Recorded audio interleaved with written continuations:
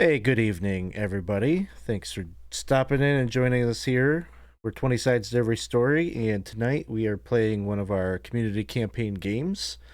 If this is your first time stopping by, basically what we're doing here tonight, this is an open game where really anybody that enjoys watching us or hanging out with us is invited to come and be a part of this campaign, this experience. So, um, I think for a lot of people, how they get connected with us and get into a lot of our campaigns is just by playing. This is usually the starting point, is coming and playing in one of these games, because you can find us on Thursday and be playing in a game on Friday. So if you're interested in learning more about the community campaign, the best thing to do would just be come and hop into the Discord server. Throw the link into the chat there.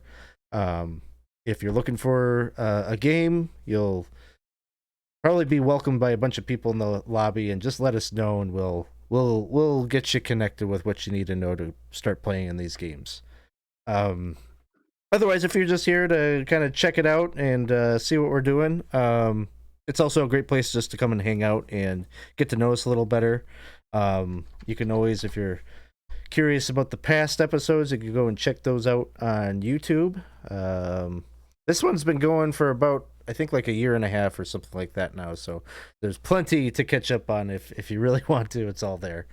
Um, and this isn't the only one of these that we got going on this week. This is our upper tier, our tier 2 folks. So people are playing level 5 to 10 characters, but in fact, we've got the other two DMs are here. We got Casey and Gabe.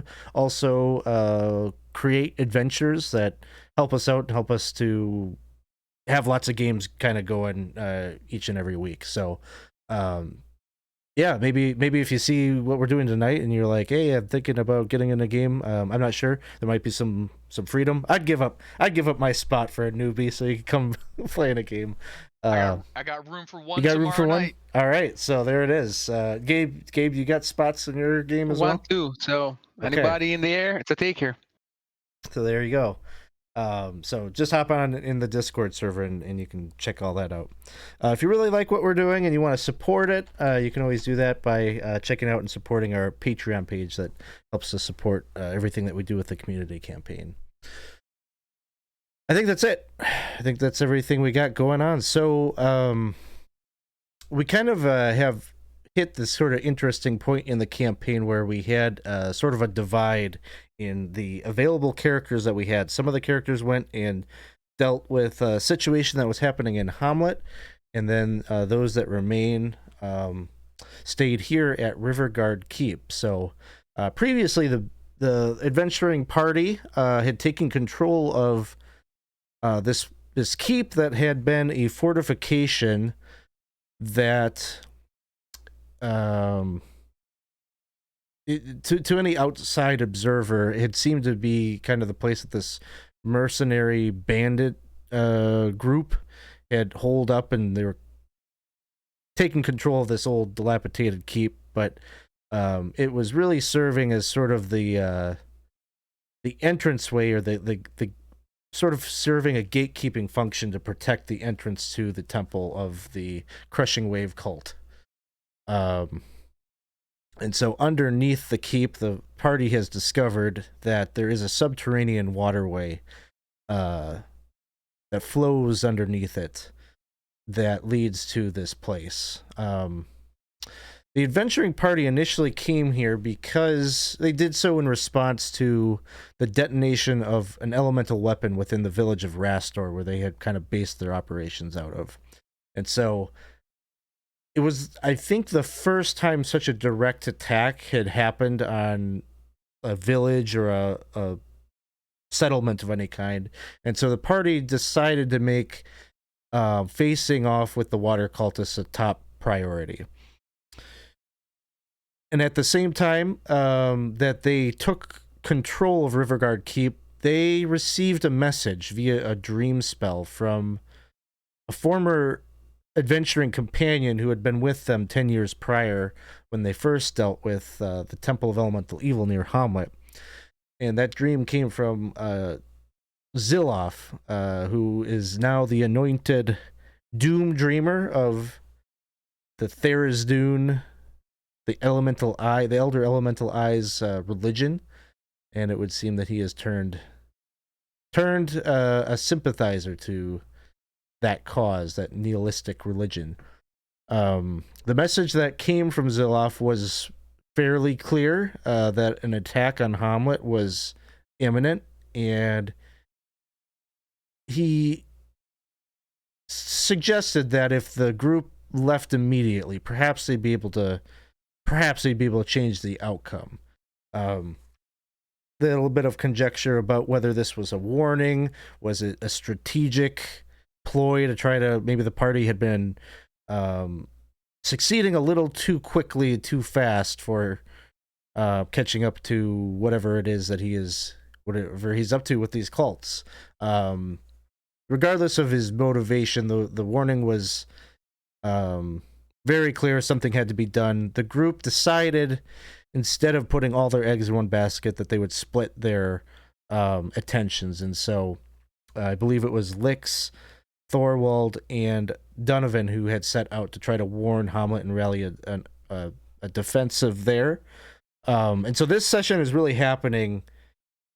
Obviously we all know what happened there, but your characters, they have just set off, and it's uncertain what's going to play out.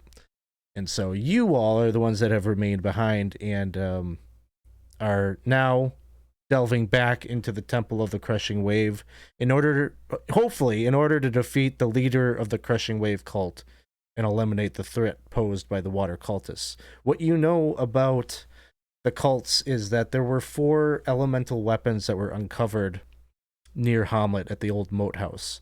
And supposedly these were Soul weapons that have some connections. They're keyed to the inner planes, the elemental planes. And they've been used before in this world and have brought untold devastation. Empires have been decimated, and there's an entire region of the world that is evidence that this has been attempted once before, to bring the elements directly into the world.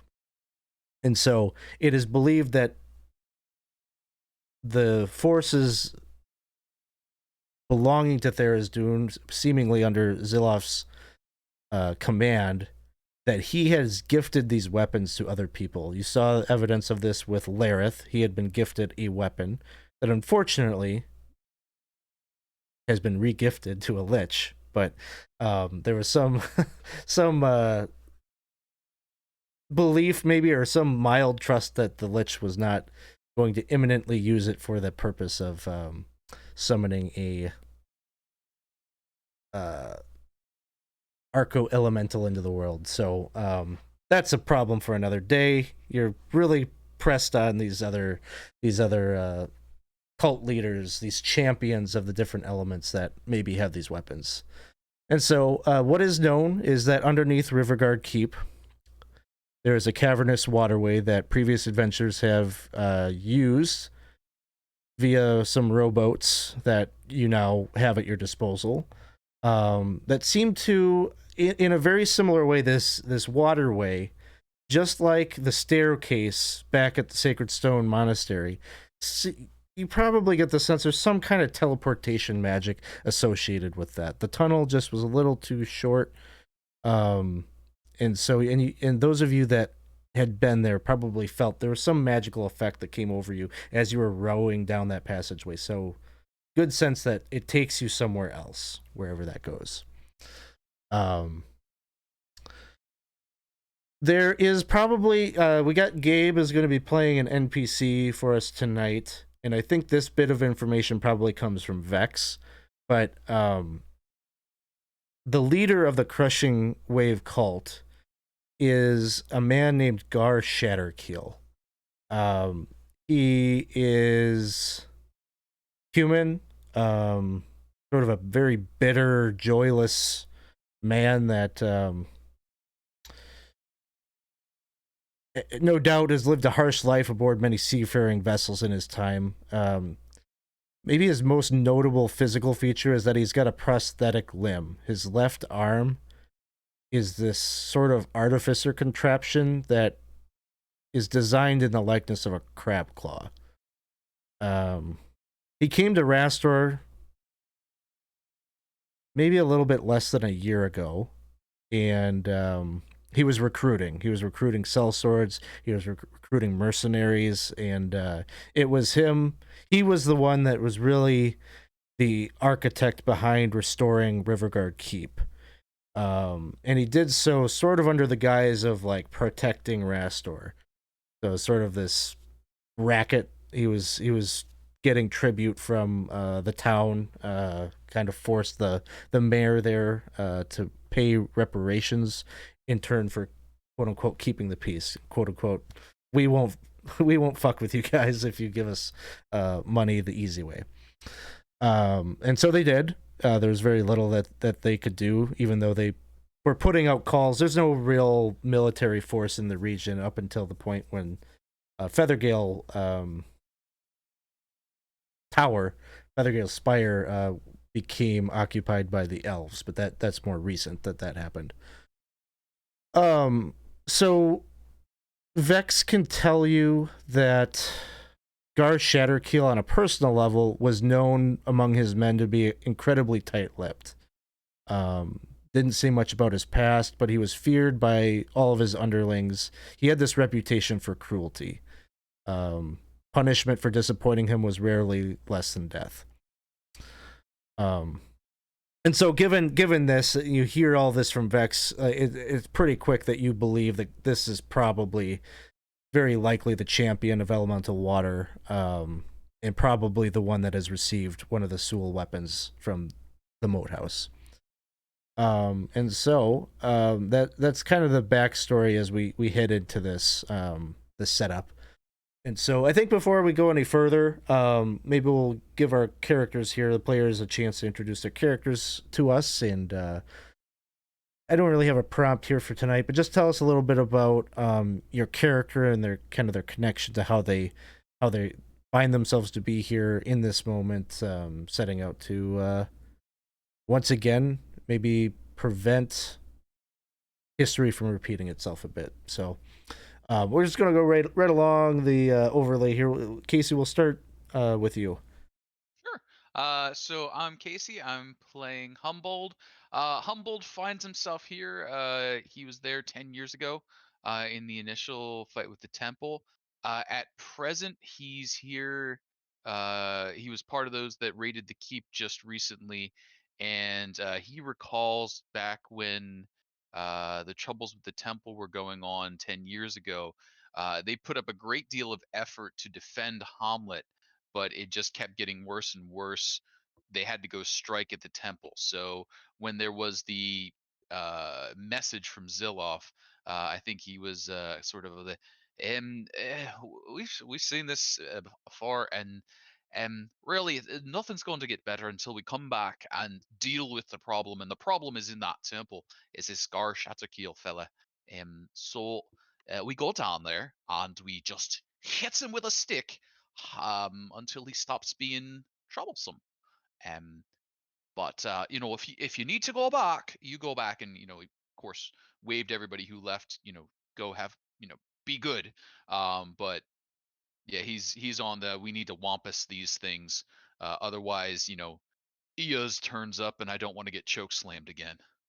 That would be bad. Yeah, That wouldn't happen. twice. Times. Let's go next here to Percy.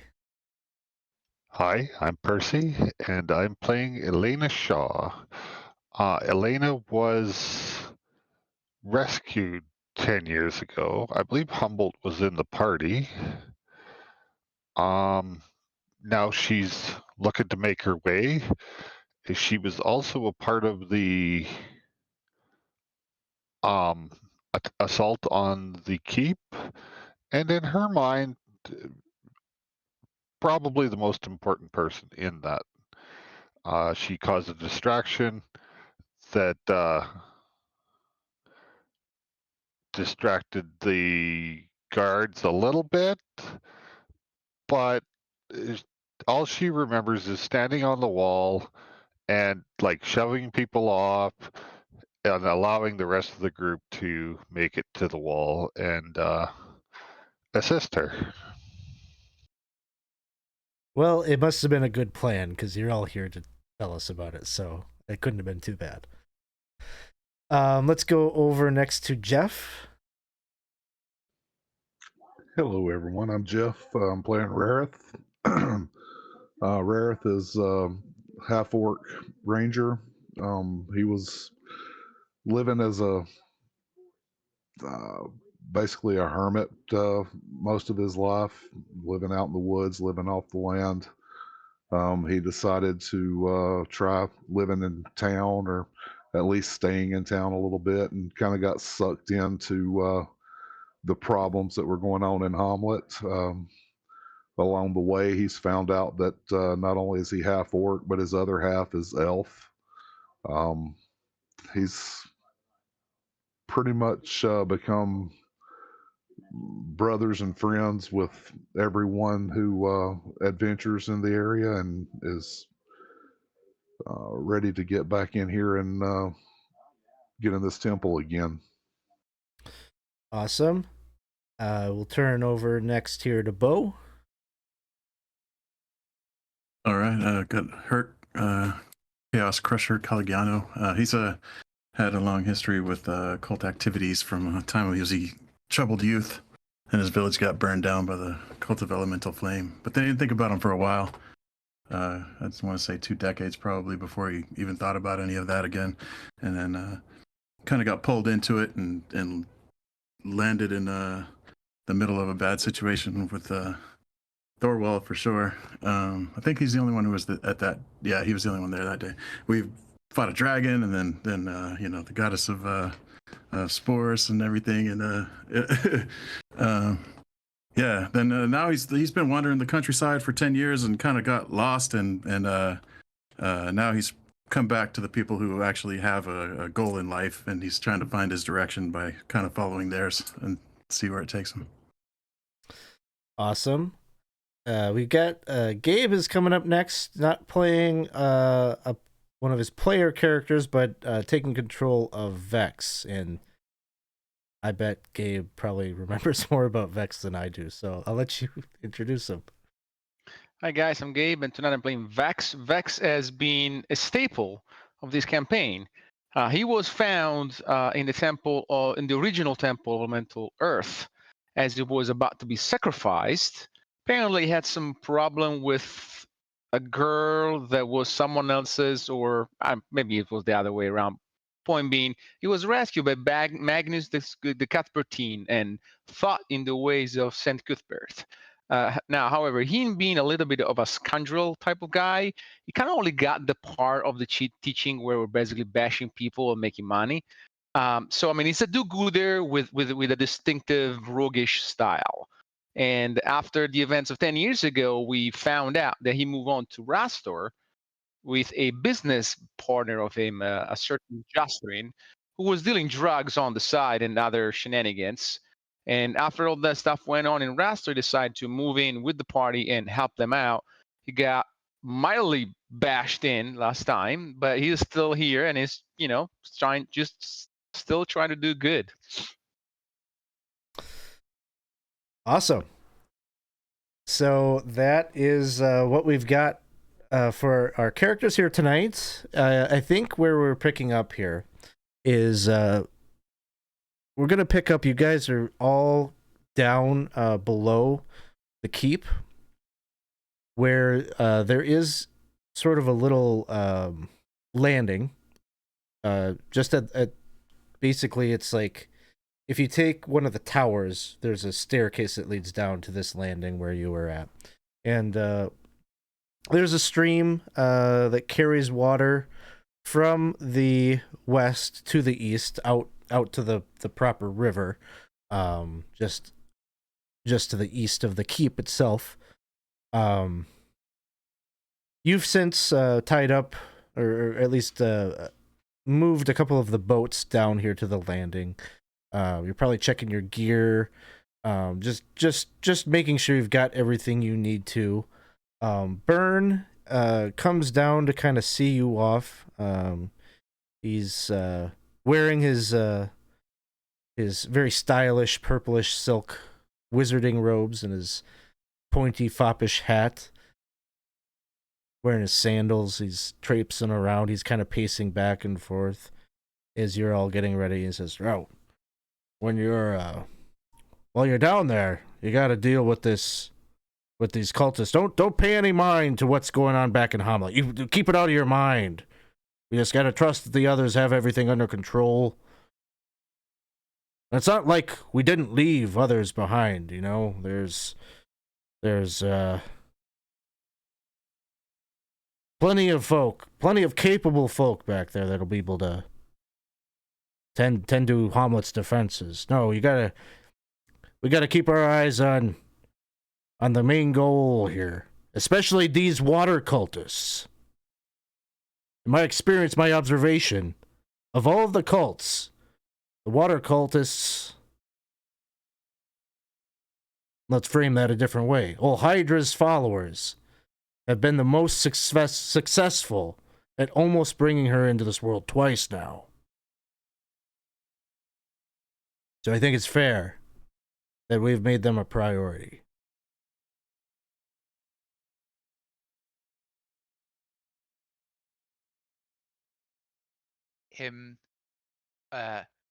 Whenabouts was it that Hydra nearly come back in? Like, what sort of things should we be working and looking for if we were to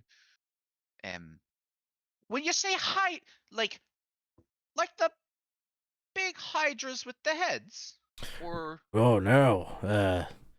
The largest, the princess of elemental water. An arco elemental. but if one were to imagine what she should look like, does she look like a hydra but big and wearing maybe a tiara? It could be. I don't know, actually. I just got a long list of monikers and names that she goes by. Not really all that helpful. No. Sorry about that. No, it's That could so be I'm going quite to useful. I find the more monikers one has, the more power they wield, as a rule. That's what I'm afraid of. That's why I gave myself the name that I got. Burn. Wait. His most You named worship. yourself? Yeah, that's pretty good, huh? I'm the most worshipful mage of Hamlet. Doesn't really Right. roll off the tongue, but No, I thought those were titles like bestowed. no. Oh, nobles.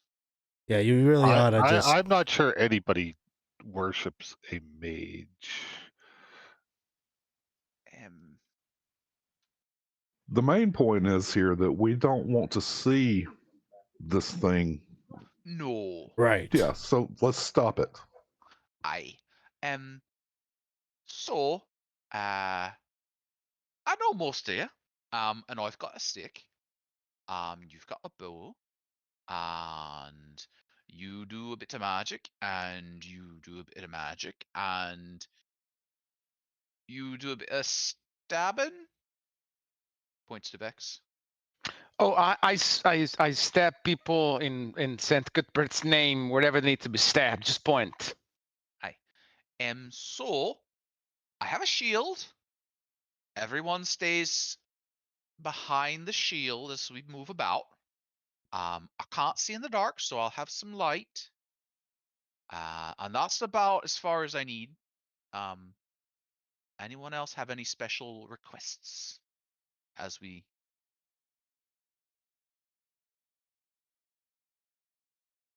go down in there?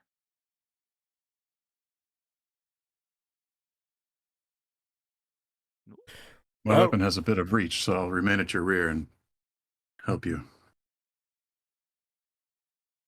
maintain the front lines. I must earn this armor that you've gifted me with. Thank you again. Oh, it does me a world of good seeing that moving around and me not carrying it. So Oh, I mean, don't worry about me. I'm going to be way back here, hidden, so you're good. Just if you hear, you'll know that I did something. I remember this. But none of us has a way to breathe in the water. Why do you want to be in the water? Well, I seem to remember there being folk that didn't want to be in the water that ended up in the water less than a week-ish ago. And I was thinking, if we're heading to a fella that's got a big crabby claw and is the head of elemental water, that there might be water about. But if we don't has it. This water is teeming with undead and sharks. I suggest we stay on dry land. Aye. Okay, so we just stay out of the water. So we're all agreed that if there's an option to not be in the water, we do the not in the water bit. That's right. Byrne is over by one of the rowboats, just kind of kicking it. Sharks, you say? Well, you'd probably be fine.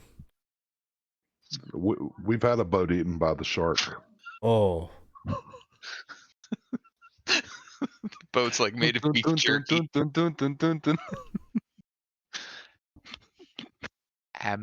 So if there's nothing else, off we go. Byrne. Sure, as long as you don't have another speech that you like, I'm inspired. Let's go. Oh, we left Donovan behind. He'd do the speeching. Well, we'll leave this in your capable hands. The rest of us will maintain the keep, make sure nothing's coming down the waterway after yous.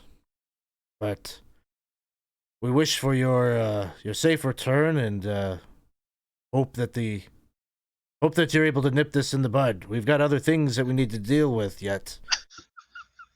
We haven't. Well, what's so funny there, Humboldt?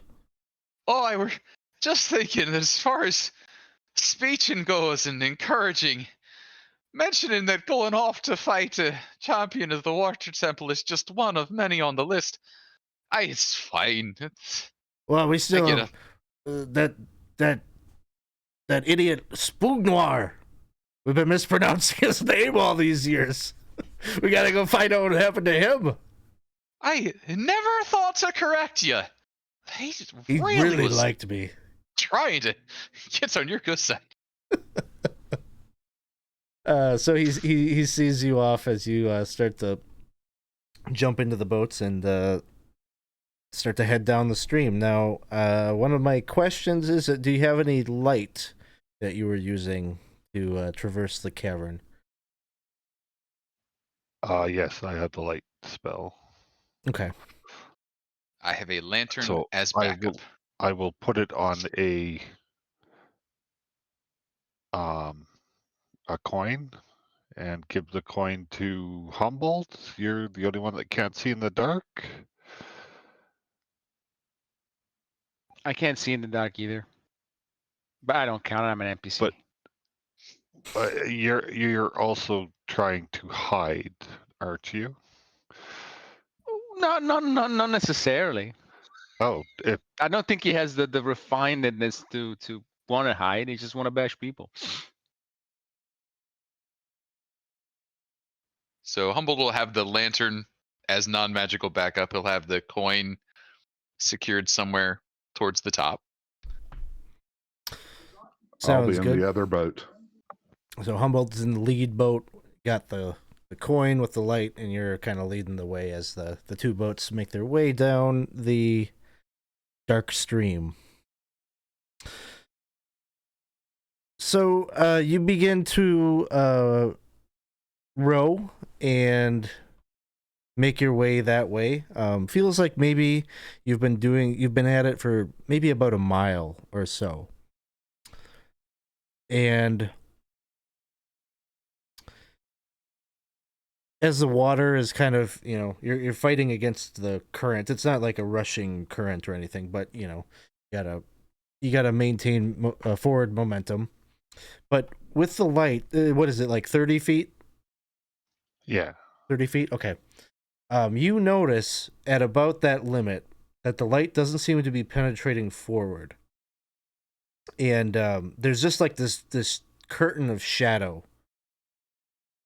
that blankets this underground cavern. The cavern's maybe I don't know, maybe like 30 feet in width. It's not super wide. But you have a moment. You don't have to progress forward. You're the ones that are pushing the boat forward. So as you see that, what do you do? Can I see through it, You cannot. even with double sight?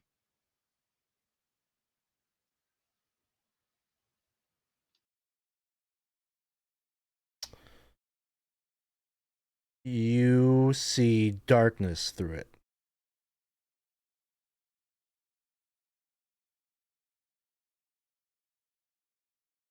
You can't see anything through the other side. Or that's your perception, is that you're not able to.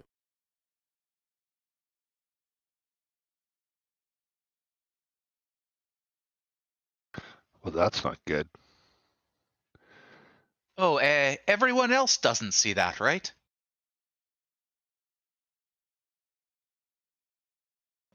Is I see that one of nothing. the double notation, double negation that actually means affirmation?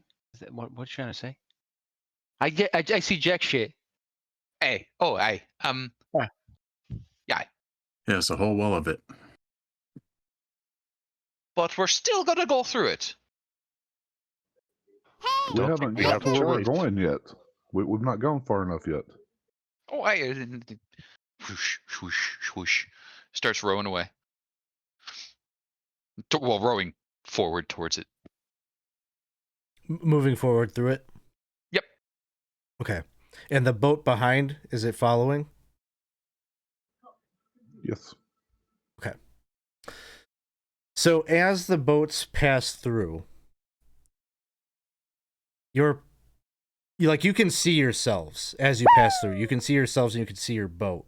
But you're just in this inky blackness all around you. And you've got some re-rolls that are coming in here. So Isaac purchased some player re-rolls and one for the DM as well. Gotcha. Yeah, we'll be switching on to another map here in just a moment. But yep, thank you for bringing attention to the re-rolls.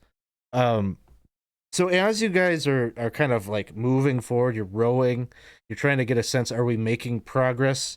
You've kind of just got like nothing to, like, it still feels like water beneath you, even though you can't see the water. You're getting the sensation that an oar is going into water and that you are still physically interacting with these elements, but they're just like, there's some kind of magic that is in play here, some kind of illusion perhaps, so you're not really too sure. You may be spending another 5 minutes trying to figure it out and see if you can back out. You're doing like maybe some tests to see like, can we go backwards? Doesn't seem like it. Whatever the case might be, eventually you start to see like objects forming in the distance, and it starts with the sensation that there is light coming down, almost as if you're at the mouth of this enormous cavern that's maybe like 100 feet up. And the first thing you see, the most prominent thing that you see up ahead, is this ginormous ziggurat that rises up, kind of situated, it feels like maybe on its own little island, and there are stairs that rise to its summit, at the top of which you can see a stone slab, some kind of an altar or a sacrificial shrine of some kind. And the entire stonework of this ziggurat is just stained red with blood that trickles down. All around it, you get the sensation that it is surrounded by this inky, oily lake. This just black water, which is lit by flame that rings the entire structure. On top of the ziggurat, you can see, for those of you that knew him, Zilloff, in robes, kind of, he's holding down, it looks like he's holding someone down, an unconscious individual. And he's cutting with a sacrificial dagger into their chest, and he's kind of whimpering a bit as he does it. Your eyes kind of focus in on him. His scaly skin is just dry and cracked, and just doesn't have the lustrous shine that it once did. He's got this third eye that's bulging out of his forehead, and he just has this look of just agony and pain, and it almost looks like he's weeping as he's doing this. And you can hear him calling out, he goes, "Oh God, why? When will it be over, Master? It's been 10 years. Haven't I done enough? Oh God. Just end it. When will it be over?" And he's just crying out, and he's calling out and he keeps looking up as he does it. And you stare up, and you can see at this, your perception is like 100 feet up. At the top of this cavern, you just see this sickly, this huge eye. Enormous, maybe 40, 50 feet wide, just pulsing, sickly. It's like almost like infected veins kind of looking, and the entire eye is wrapped up in these chains. It's just looking down, and you just get this sense that it's looking down on its pathetic servant and just inflicting misery upon him as he performs this sacrifice. As all this is happening, the shadows, the darkness that's all around you, there are these hands that rise up from the water and try to grab at each of you. Innumerous hands, several dozen, maybe even hundreds. I need each of you to make a Constitution saving.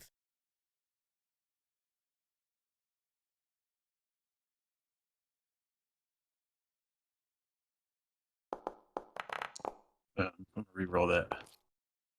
All right, we're going to the reroll well. I hear one. Man, dang it. Wasted it.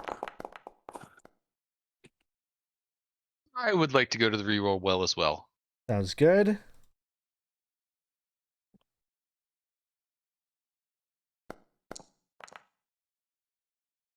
Got a little better. I guess I will as well.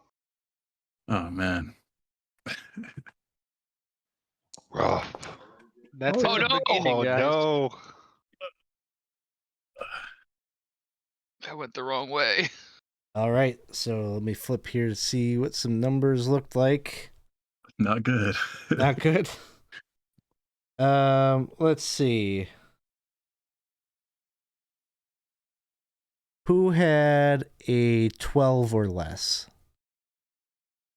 Me. Okay. Hurt. That's it. Those of you that had a 12 or less, you take net 10 points of necrotic damage.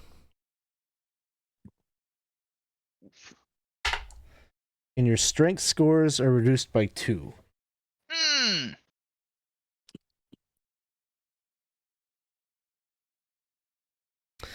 So as these shadowy hands just kind of pass through your bodies and kind of, some of you do okay. And those of you that made the save, you just take 5 points of necrotic damage, no strength loss. But these hands seem to try to grab hold of you, and it almost feels like they're trying to like maybe keep you momentarily in whatever this sick vision is that you're watching. But in just a matter of moments, you find yourselves back in your boat. Your light comes back into focus. You're back in the tunnel, just as it's leading you right to I guess the kind of the stone pier or the stone platform that leads into the temple where there was a big battle that happened here. I'm going to switch you onto that map here in just a moment.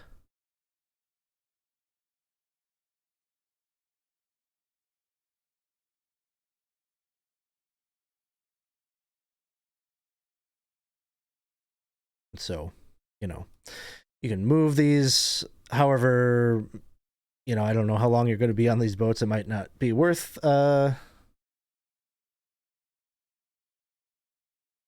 making sure it's accurate who's in what boat and whatnot. But you see right up here is the landing that seems to be at least one of the entrances. I don't think any of you have gone to the other side of the lake and checked out what's over there. But the notable difference this time coming into the temple is there is nobody that is stationed here. The last time those of you that were here, there was a sentry that was here. It is noticeably gone now at this point. There's still a lantern situated in its holder, embedded in the cavernous wall there. But yeah, that is what you see, and then you get the sense that there's a big lake here that you just haven't explored. You don't know what's on the other side. You all did see that, right? With the and the.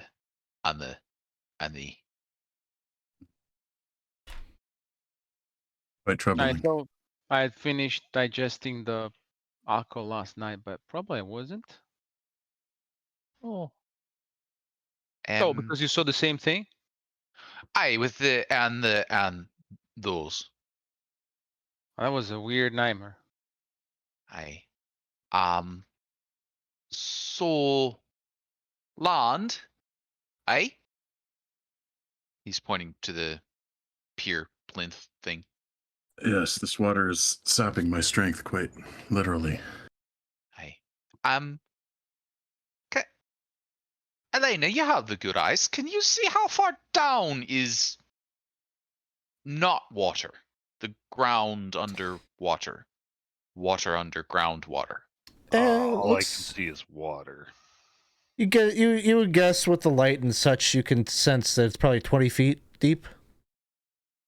Was that the question? How deep the water is? Aye. All right. Well, that's not too bad.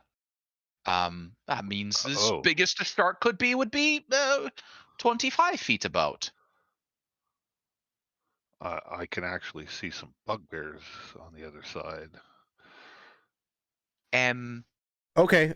Yeah, you got devil sight. So, what you would see there is there are 4 bugbears. It looks like they're very hurriedly gathering up some maybe not even really gathering up supplies. It looks like they're all like getting these boats. They're dragging these boats to the lake, and it looks like they're hopping in. And your sense of it is they are panicked, and so they're running away from something. Yeah. Is it us? Wait. No, I think they Bugbears just come towards us. Fools. So we get on the land, and are we going to let them go by, or are we going to do the shooty bits?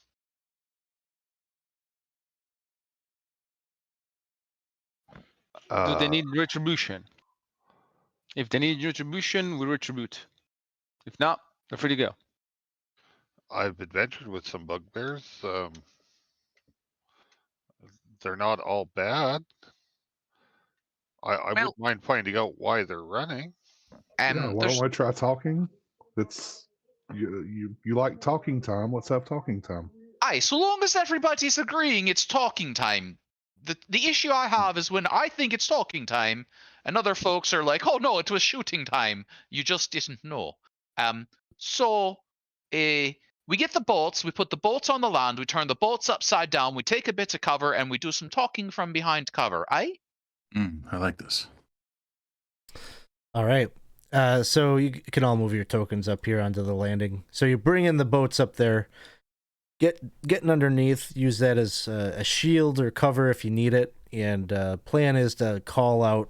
Someone's going to peek up and kind of call out real quick as they see them pass. Does anyone speak their language? What language do they speak?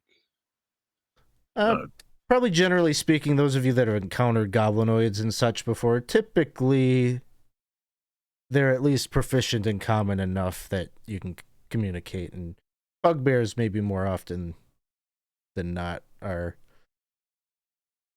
decently able to converse.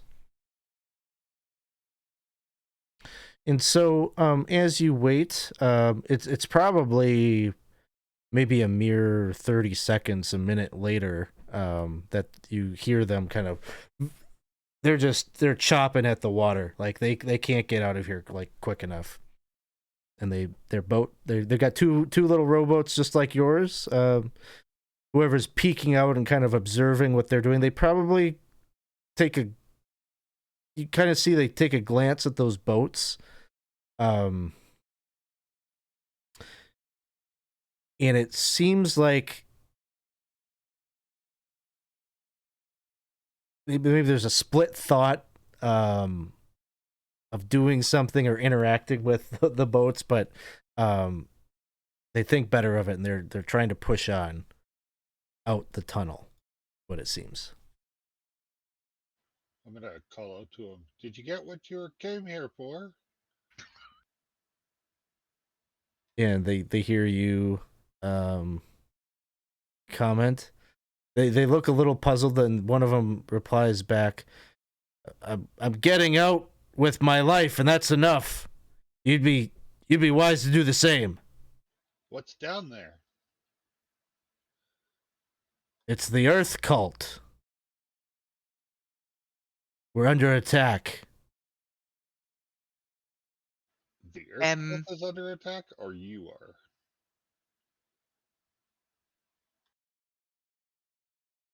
And they're like pushing past. You got maybe time for one more question.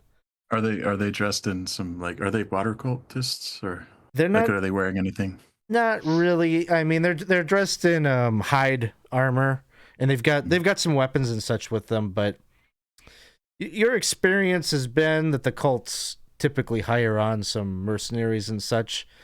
There's nothing about their appearance that seems to you that they would likely be true believers. I think you even took on some bugbears that were in their employ, so they kind of seem. I think maybe we can say that you've probably talked to those bugbears, and they would tell you that there were others from their same tribe that were in the employ of the cult. The keep's under new management. You'll want to ask after a fella named Byrne. Weapons down. He's sort of one of them firebally types. And again, they like kind of like are like confused looks, but it seems like they understood, or they at least received the message. You're not sure how that encounter is going to go, given who Byrne is and how all that, but you tried. You gave them fair warning. But they start paddling out there, and maybe one last cry out to you, like to escape with your lives or whatever, and they make their leave. Try calling him your worshipfulness. It's a good tip. It could work. So he's been waiting 10 years for that. Seems there's about to be a bit of a earth cult, water cult. I saw water and fire fight before. That was interesting. It hurt. I prefer not to get hit by whatever the earth cult and the water cult throw at each other. Do we? Which way? Did we find Elena, you can see a lot further. Yeah, I can see multiple entrances. There's one up north, one down south, There's this one, and then there's one where the bugbears came from. I am Rarith. Yes. Are you the sort of ranger that would know if anyone's been through this way? Can you do that ear to the ground thing? Can I track? Is that what you want to know? I I can try. He is the world's greatest tracker. Has anybody Don't be been? so humble. No, I was talking to Rareth. Oh, well, So has It's the only anybody thing been? that he's good at. Like, we should certainly let him look. Let's see, Rarith, tell me about your survival check, because what is it that you're hoping to know? Is it just that people have come through here? I think you will be able to identify that without the check, but maybe there's more that you're looking for here. Yeah, I'm going to try to find as much information as I can. Okay. How long it's been since somebody's been through here? What's been through here? There's definitely evidence of water, like on the stonework, and so relatively recently is your guess that, like, maybe in the last, maybe even few moments, that there was somebody here at this spot. So there you could see, kind of the outline of boot prints, where the water is starting to evaporate and, like, kind of leaves a little bit of a mark there on the stonework. Probably at least half a dozen, which I think probably tracks with the amount of folk that you probably remember being here on this spot. And they went up around the corner here, Yes. where we encountered them before. Yep. Okay. This is just like kind of like a spot check? You're just kind of looking.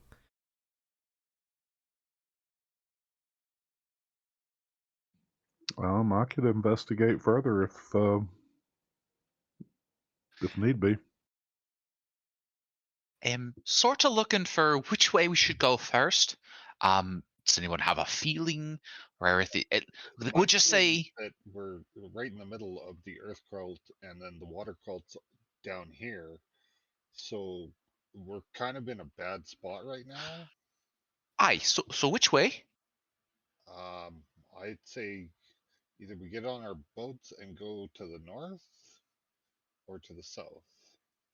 No, we decided that if we could do dry or wet, we would do dry. It's one little ziggurat and a big eye, and we're already off plan.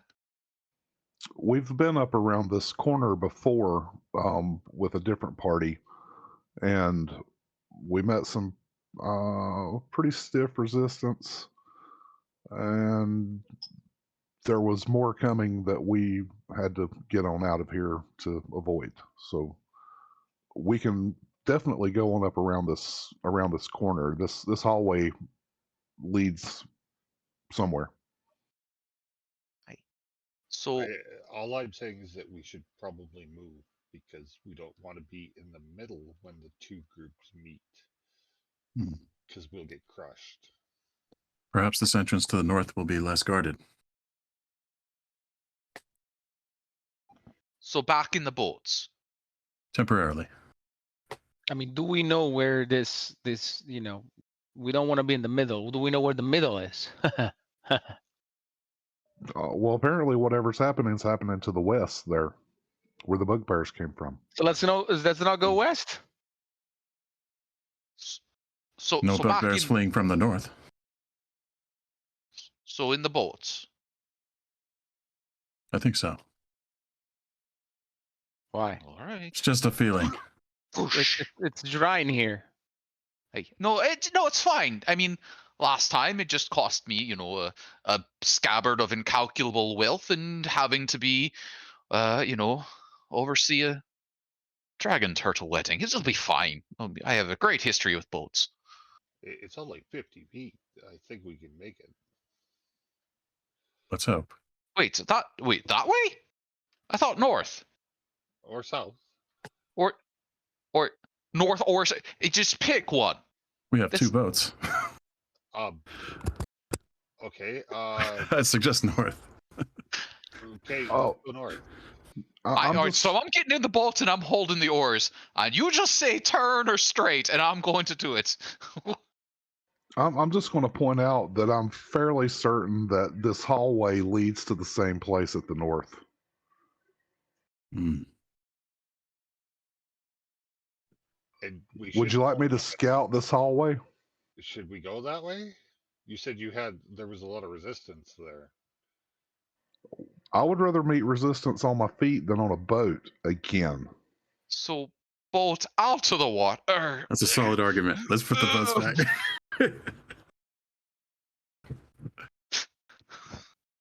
So this way, and Humboldt will kind of move to like there. Now how far ahead should we ought to let you get before we come up? Little bits. Are you good at sneaking? Well, if there's light up this hallway, then I don't know how good I'm going to be at sneaking.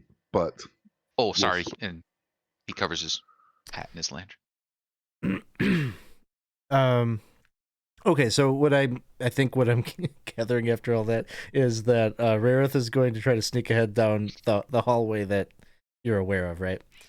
Yes. You can go ahead and give me a stealth check at advantage, and I'll just use that if I need it at any point.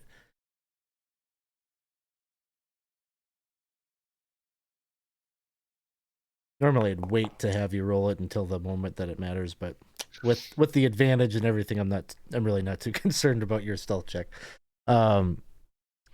So as you start to move that way, I would say you can see that this door is open, and I believe your memory probably about this is better than mine, but I believe that a bunch of the cultists would kind of hold up in there, or at least were like staging an attack from there or something. Like you had a bit of a battle down here.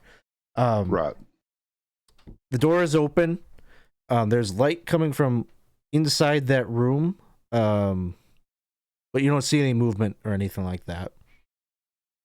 And then you're going to start kind of moving down the hall. I think hear probably some pounding on the door over here. I was getting ready to say I'd like to check that door. But you've already answered that question, so I'll go ahead and relay that information to the party, and we'll make a decision about what to do about that door.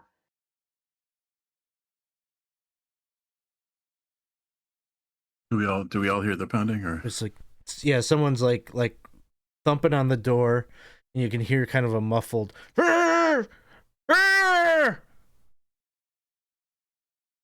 Sounds like they're in trouble. yes. They're hungry. That's the noise I do when I'm hungry. What sort of thing is holding the door shut? Lucky bar pull thing? It's a.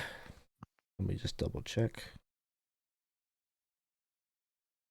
Stone slab door. Doesn't look.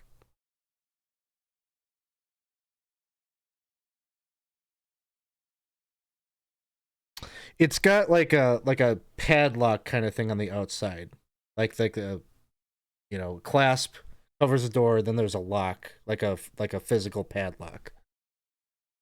So it's locked on this side. If only Dane were here, I could have him listen at the door and have a bit of a laugh. But can anyone make out what that's saying? Because it sounds sort of zombie-eh to me at the moment. Why don't we just go and check? If they're zombies, we pound them down. If they're not, pound them down too. Oh, that's a lock. And they're a bit troublesome to open doors. someone would like to take a listen, you could certainly do a perception check. Damn.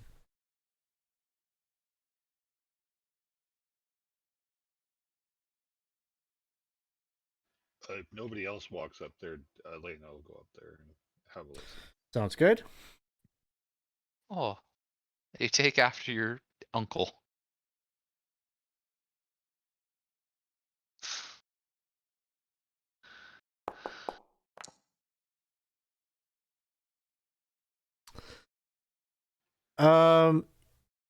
You probably can rule out zombie. It doesn't sound like a guttural groan or anything. Sounds like there's actually two distinct voices that are kind of letting out some kind of cry. But you're not sure exactly what they're saying. And continual pounding on the door, noise, just general racket on the other side. Can anyone pick this lock? Vex, do you have tools for such things? No. Next question, do we want to go into this room? Why not? I'll try to pick the lock. Okay. Thieves' tools check. Well, I need some new dice tonight. Reroll. Got rerolls. I hate to waste a reroll on a sleight of use hand them. check. Can we break Isaac's it? out there. He'll buy us more.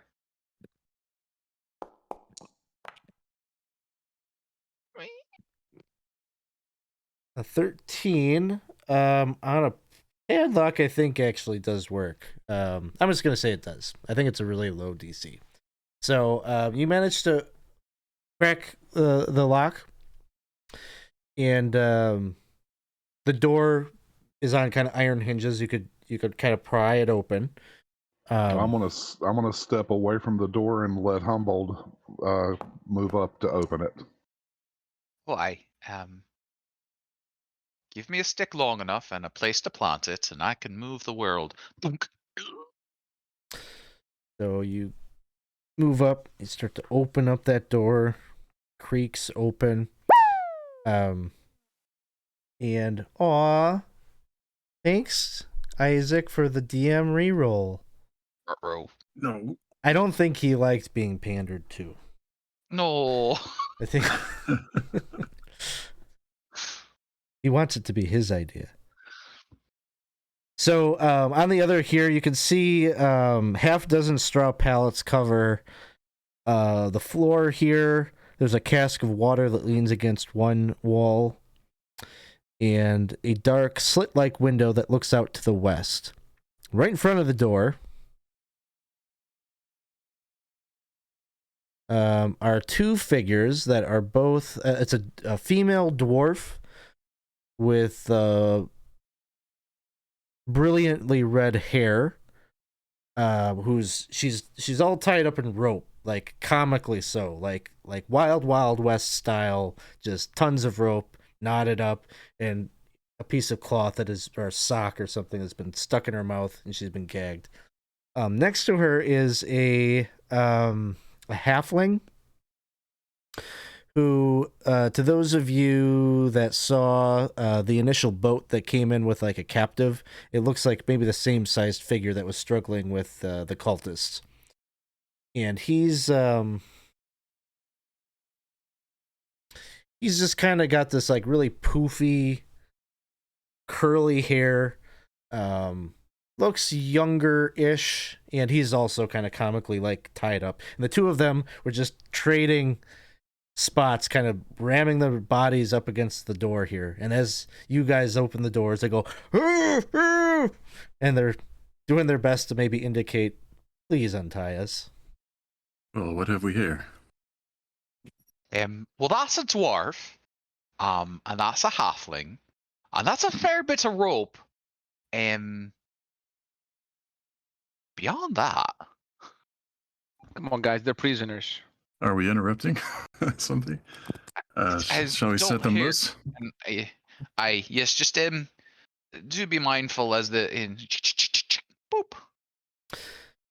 And you go to work too, and cutting their bindings and ungagging them. The female dwarf,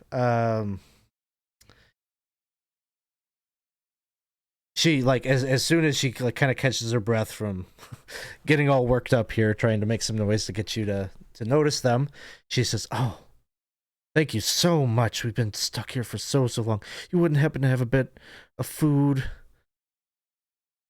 anything?" Oh, hey, of course. Here you go. And hands off rations and water skin and starts coiling up, the hundreds of feet of rope. She starts devouring that and drinking, and the little halfling says, "Double for me, please."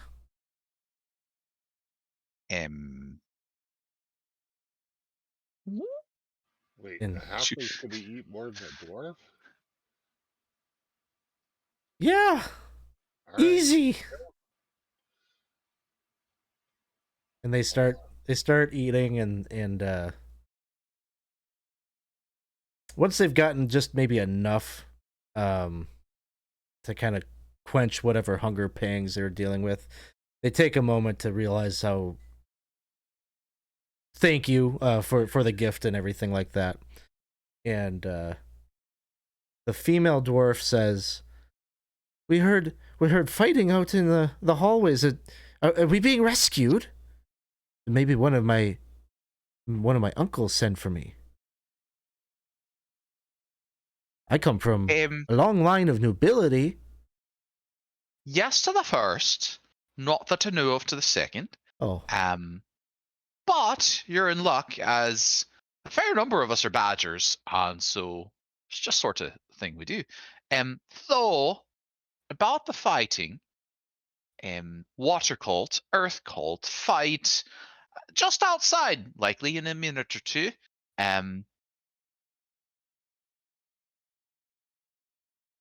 Rarith, Elena, from what you can see and hear, would there be anywhere safe for them to hole up?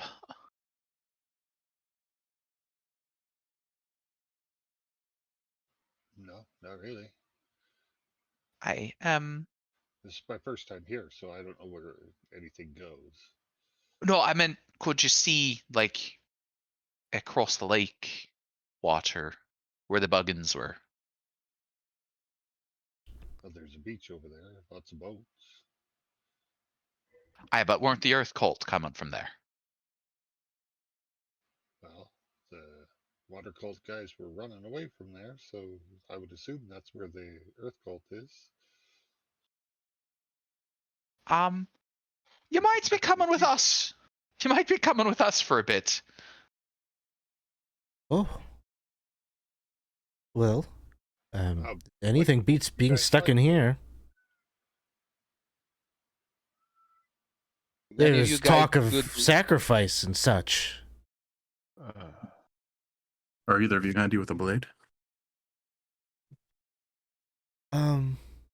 Crossbow? No, nothing. Well, no. How about you? And she looks at the halfling, and he says, I can. No, not really. Is there anything you can tell us about the positions of our enemies? Well, they definitely went up this way, and they'll point to the north. We heard the commotion, just around. Seemed like the bulk of the fighting was just around the corner there. Heard some splashing, maybe a few bodies in the water.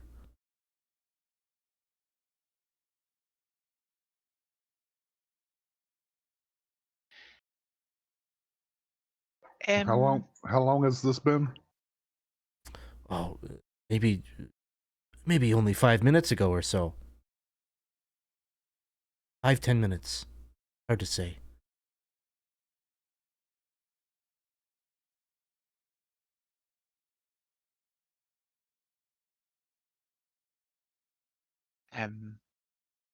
So if we keep going north and they start to trail a bit behind, keeping an eye out for anything coming up behind us, I don't think they'll likely die. Is everyone okay with that? They can just wait for us at the boats. the boats from where the Earth cult are likely to come. And I mean, if we're going to leave them with the boats, we ought to just send them away with a boat. We got a whole party out of here on one boat the last time. Let's just send them with the boat to burn. Aye. Now the bit that you just said about the sharks in the water. Sharks. No, yes. I was just checking. I didn't see any sharks this time. Just Hans's. The little bit I know about sharks is they're like salt water. This is a river. There are no sharks here. Come on. Every good seaman would know that. There's definitely a shark here, Vex. We fought it. There was somebody riding on it. Oh. So. I made a bad decision and killed the person that was riding the shark. Yeah, you should have killed the shark. That doesn't sound like a bad decision. That sounds fine. So we put them in the boat. We send them on their way. We go and do a bit of fighting. Are we all good with that? So basically, they're baits for the shark. What? What? No. No, that's what you said. No, I said is there likely to be, like, if there's only one shark and someone's riding it, that's not out there. Okay, so these are your guys' options. You can stay here, door unlocked, you're untied, wait for us to come back. You can come with us, probably a little more risky. Or you can get into the boat and our friend Byrne will take care of you when you get out of.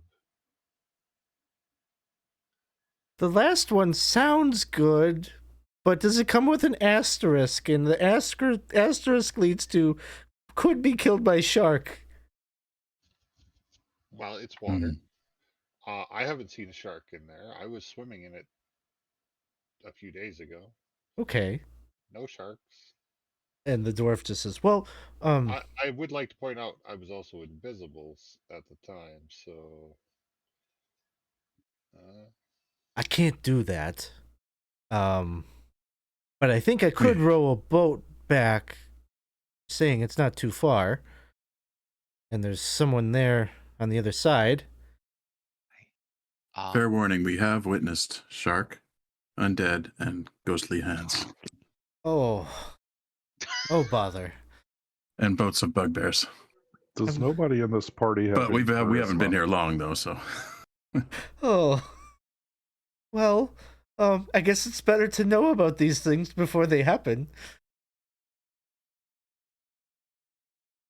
And the two of them are thoroughly freaked out, but they seem to be willing to maybe take one of the boats back. If you're offering it to them, they would do that. Hey, we'll just take a jog down there, get the boat back in the water, get you settled with your oars, and away you go. Maybe they take solace in the fact that you saw two boats of bugbears heading down, so there's a little bit of like, if there is a shark, maybe it'll be full by the time we get there. So they make their way down, and they'll take one of those boats.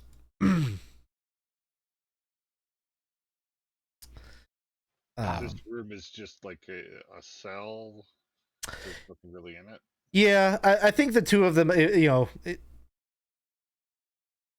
in their panic or in their kind of discombobulated story of, they didn't really tell you a story of how they got there, but they would have told you maybe that there were others. Maybe when they referenced that there was talk of sacrifice, they would have said like there were others here and they'd been taken away and never came back. So those threats of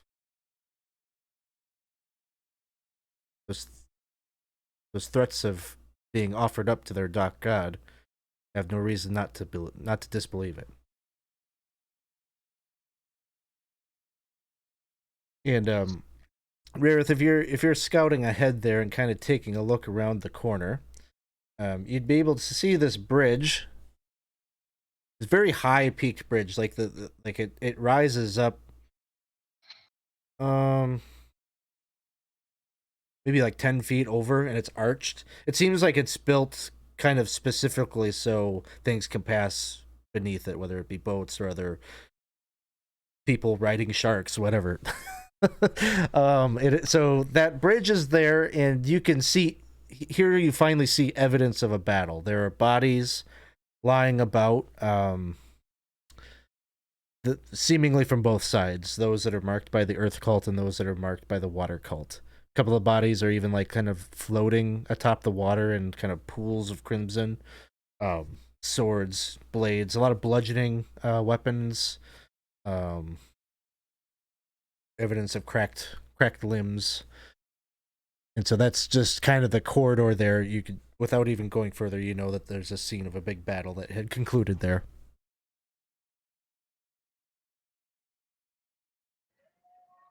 Okay, guys, there is definitely some signs of battle up here. There's bodies everywhere. Who's winning? Earth cultists and water cultists. No, We but are who's winning then. The more they kill each other, the less there is for us. That's true. Yes. Hey. Sorry, So Max. I know you wanted to kill some stuff, but maybe they'll kill each other. we follow the battle. Hmm. That would be a solid plan.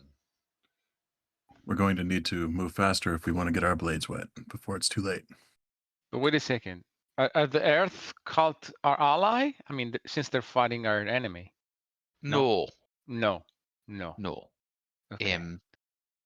About 10 years back, you might recall, they tried that sort of thing. Still turned out all our enemies. But didn't you guys already defeat the Earth cult? This is the Reformation Earth cult. There was a door, some notes were posted. No, I mean like recently. Oh, yeah, we gave him a solid whack. A big dridery fella. Looked a bit like Lareth. But that's likely why they're a bit put out. Wasn't there a deal made? Oh, Thorwald and other folk seem to have put their soul up for Hawk to a lich, and there were need to repay that, and so the weapon that we got from Lareth went back to Lich, but the Lich's probably an okay undead. He's not, he's our enemy, we'll have to kill him later. But for the moment, kept others from dying. No, I thought they made a deal with the Earth Cult. I believe Elena is referring to the deal that was made with the non-cultist in the temple. I'm not sure I like what I'm hearing here. I'm thoroughly confused. What are you guys talking about? Well, they're all our enemy, Okay. but if you have to hit one of them first, hit the winning team. Okay. And then as you whittle down the winning team, just go back and forth until there's none of them left at all. I like it. It's a good plan. Confusing, but a good plan. I got to be ready to pivot. Also, as you go by, should any of them have their potion pouches or anything fancy about them, scoop that up. Might turn out useful. Stay away from any glowy balls. They go foam. All right. Down the bridge, up the bridge. So y'all can, sounds like you're all ceasing to maybe do the scouting ahead kind of thing and just going as a whole group at this point. You can all move yourselves over here to the bridge. And yes, let me just check. You see here the aftermath of the great battle. Bodies lay scattered on both sides of the hall. The stonework is stained crimson with blood.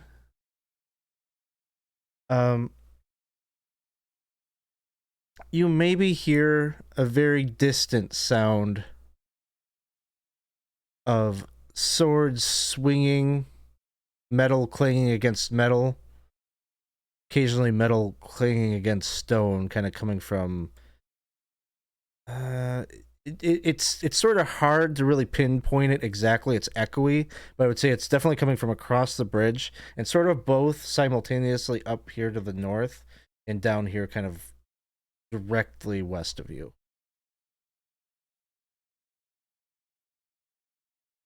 But probably after about maybe 30 seconds of being here, it stops. Wait, that was a quick. It's 5e. North, west. Preference. West is where they were running from. Hi. So north. So north. There are bodies on this bridge, correct? Yep. And Okay. feel maybe 2 on this side, 1 on this side in the water. No, but like on the bridge there are also bodies. Also. Okay. Yep. I more of a. This does not look like an obvious illusion trap. No. You're, Right. maybe poking ahead with your stick and whatnot, and seems stable. I go it across. Oh, good. Do you want me to check out this corridor to the east first? I didn't even know there was a corridor to the east. Yes. All right, we'll just keep using that same stealth check that you made. So as you go down over there, there are lanterns that are lit that are on either side of this hallway. 2 stone doors you can see on your left. I would say give me a perception check real quick along with all of this.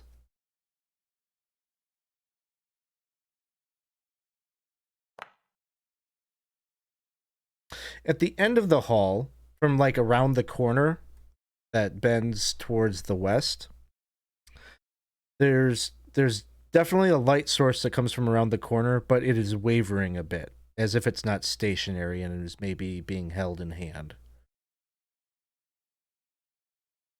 Okay, so I feel like there's probably someone down there to the west.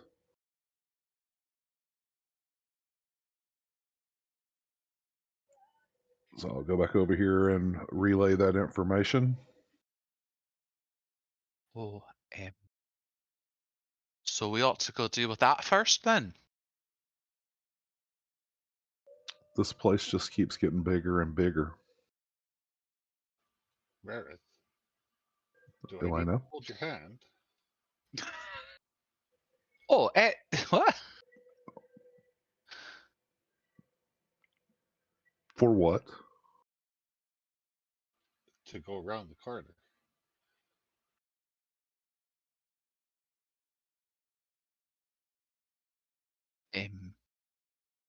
All right, so help me out with what's actually happening right now. Is Rarith scouting ahead, or is the group? I think the group is moving forward. Okay, so why don't you all put yourselves in your like kind of marching formation? You know, there's guys down there. There's potential for an encounter to happen here. So,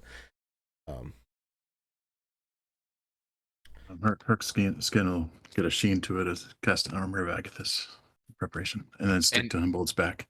Sorry, put us near where Rarith is, or at the south end of the hallway. Yeah, why don't you put yourselves on the south end of the hallway just so I can see kind of.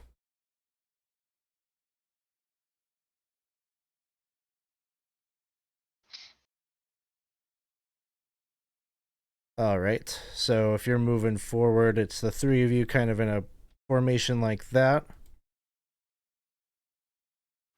Okay. What are you doing behind the shield? Remember, behind. I'm behind you. No, that's beside. Oh, Behind. They sound similar. is that better? Aye. Okay. Are you sneaking down the hall here? Well, some of I us mean, an probably effort are. will be made. Okay. Why don't you all make stealth checks? These are never good. Have the potential to surprise them. No. Oh. Oh, I did better than 0, though. I don't feel so bad.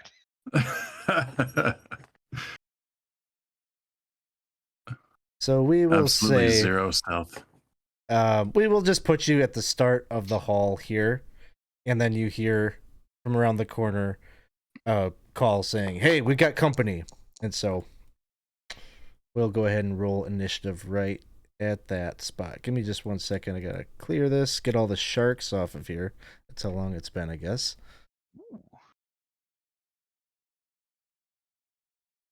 Okay, so you all can go ahead and roll those.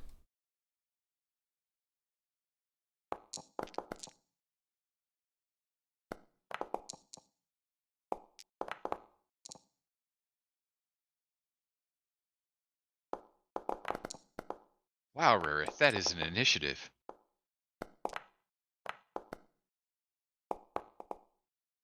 Wasted a nat 20 on initiative.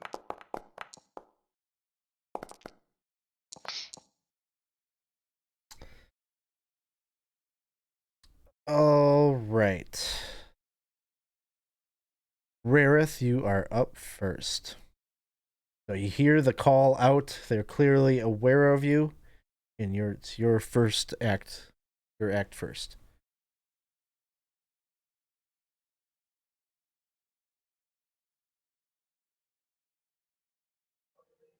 I have the option to drop in the initiative order, correct? You can hold an action.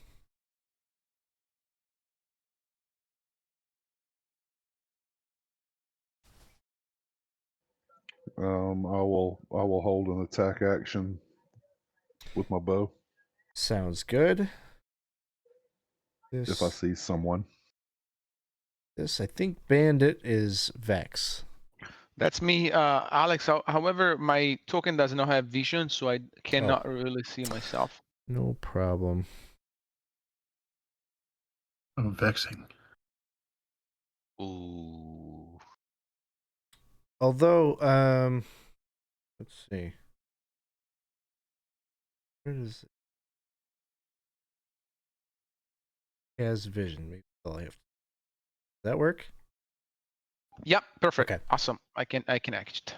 Okay, so he's here. He will do 5. Oh, not move. 5, 10, 15, 20, 5, 30. He still doesn't see jack shit. Hey guys, there's nothing here. You So just see. You do see a stone door there. Oh. So cunning action. I will do dash 5, 10. Oh, And then what you see there is a warrior dressed in kind of this rocky plate mail. He's holding a it looks like a morning star in one hand, and then he's got a torch in the other. 25, 30. Are you enemy or friend? He says as his level is crossed by him. Drop your weapon or I shoot. And he ready the action. Sounds good. He's like looking to the north here, and he's just like, it looks like he's looking at this other guy, kind of like the way that you approached him was like so like, what the fuck? And so he's like looking at the other guy like, what's the protocol here? Like, what do you want me to do? But he doesn't drop his weapon or anything. I'll shoot it on me if he comes towards me, but otherwise I'm just leveling the weapon. Okay. Sounds good. Humbled. Behind! It's behind! Uh, 5, 10, 15. I. Boop. You ought to surrender.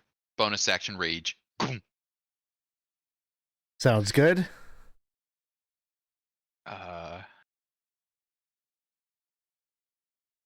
Zealously.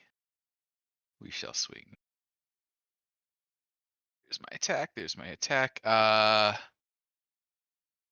there's only one of them. How bad can it be? We'll go reckless. With advantage. 24. That'll hit. One of these. 20 points of damage. Second attack. Wrathful but not raging. Reckless. Probably a hit. Damage. 15 there. And no back into the staff because I used the bonus action to rage. Oh, you're still standing. You ought to fall down. You've rattled his cage a bit. A couple of whacks against his helmet. He looks kind of dazed. He's kind of almost holding himself up against the wall. And the guy, there's a voice from the north who's just like, "Holy shit! Oh my god! I gotta get the others." Or surrender. Always an option. That's it. And the one from the north is just like, "Hang tight there, buddy. You'll be fine. I'll be right back." You hear somebody like running off. And the guy right in front of Humboldt is like, "Son of a bitch." Oh. And you hear a door opening in the distance. Elena. Humboldt talks about talking. And What? we talk, No, but what? then he just goes and hits things. It wasn't talking time. I give He him did an s- option. You bashed him in the head before he can respond. Yeah. He did say that often happens. Yes, Humboldt likes to hit things. How bad does this guy look? He looks pretty rough. Doesn't look like he's really sure where he is right now. I feel really bad, but I'll pull out a couple of globes of light and toss them at him. All right. Percy, check your mic. I think it's running away from you. Better. 14 hit? 14 does not hit. He's kind of like stumbling around a little bit, and like it just like misses him because of a well-placed swagger. All right, I will throw the other one at him.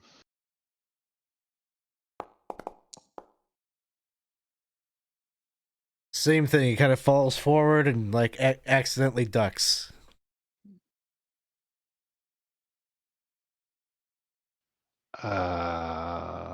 Bonus action. I will shove him. Strength save.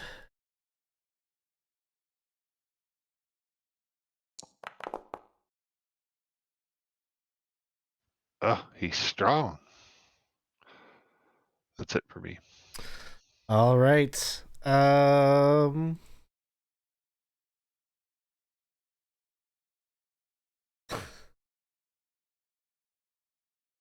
I need like a morale check.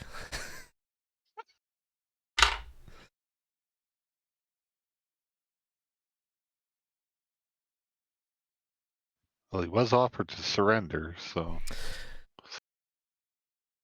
I think he will drop his weapon, drop the torch, and just I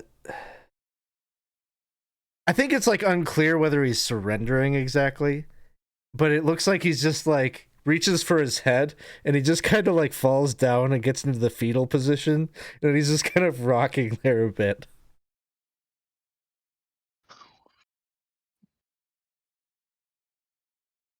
Herc. I guess we'll give him the prone condition.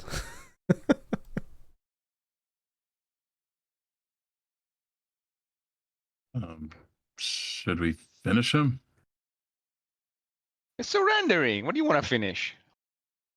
It's been punished already. He probably lost the little IQ that he possessed before. All right, good enough for me. Where's the other one?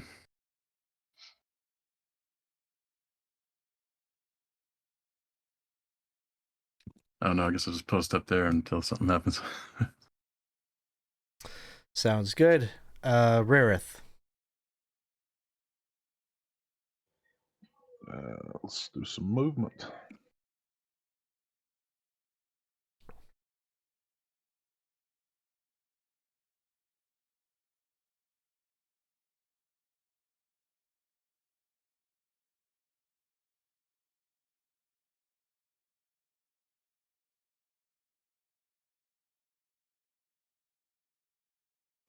Yeah, I don't see anybody, so I guess I'll end my turn there. Sounds good. All right. So, that is when this door opens up and all of the water cultists that they were keeping an eye on burst forth. And the very first thing that is going to happen is a chill touch spell. Ready chill touch spell is going to try to hit, who's that, Herc? Gotta get the opportunity with the alarm thing. Sure. You want to hit this person here that just opened the door? Yeah. See how it goes. I'll resolve the chill touch here. Does a 22 hit? Yeah. There'll be 7 points of necrotic damage. And then your glaive hits the person who opened the door.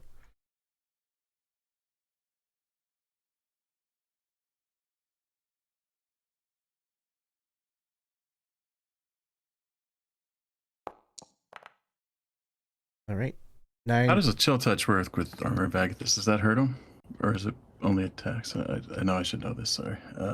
What does Armor of Agathis give you? Creature. It says if a creature hits you, with a melee attack, whoops. Yeah, so 10 temporary hit points, and if someone hits me with a melee attack, then they take 10. Okay. Sounds good. So yeah, you definitely hit this the Reaver that just opened the door, who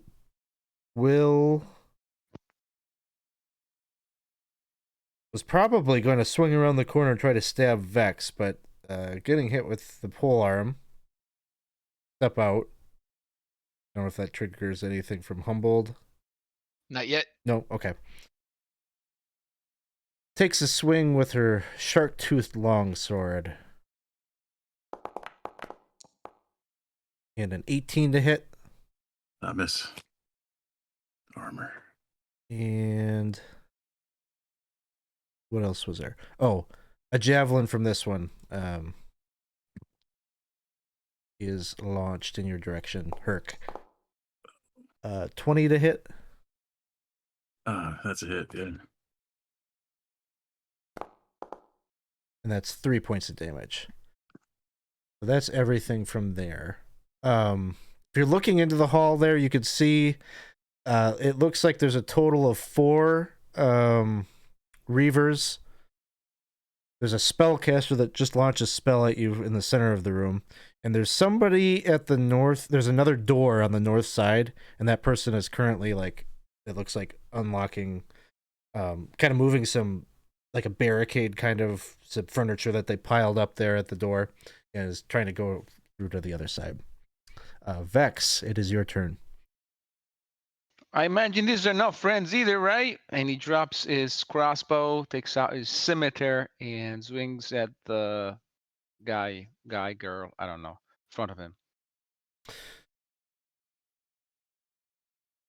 Definitely not friendly. Ouch. That one will miss her. That's it. Actually, you know what? I will use a cunning action to disengage and move myself over to here.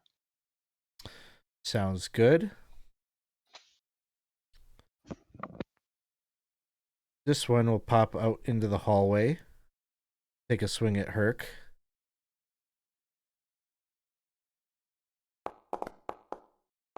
Oh, Yeah, 23. that's a hit for sure. That's a hit. Yeah. And so, what is it? Your armor does something back at them. She does 10 points of damage. No, they perfectly got rid of that, so you don't have to worry about it. Oh, it's the 10 hit points. They did exactly 10 with their ranged attacks, so they're fine. Oh, man. All right. The next one up is this one here, and we'll say he has a javelin, is going to launch it towards you, Herc. That one will miss, and then it's Humboldt's turn. I want you to know I'm very proud of you. It takes a lot to admit you're wrong. You're an icon to be looked up to among the other cultists who should also just lie down. And he turns around and he steps towards this one here. And then we will zealously swing our staff at them.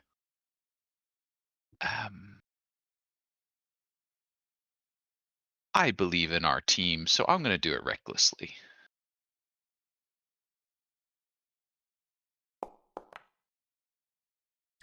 That will hit.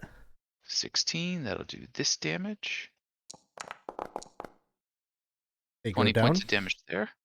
And then we will swing normally raging at this one here.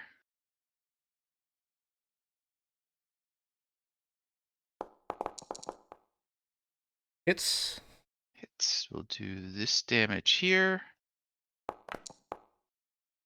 And then we will swing with the back end of the staff.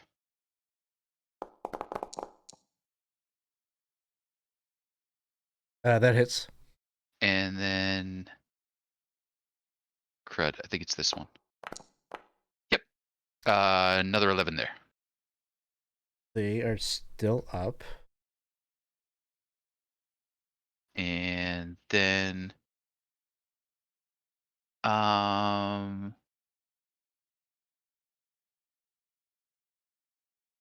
gonna step over here. So, because I think I saw the chill touchy hand come in this way. So I think that'll put me out of the line of sight of that spellcastery person for the moment. And then that's it. Now remember, lay down. That's it. All right. This guy over by the other door turns around and sees maybe how many of you are out there, and seems like has a change of heart and comes moving down this way. 5, 10, 15, 20, 25, 30.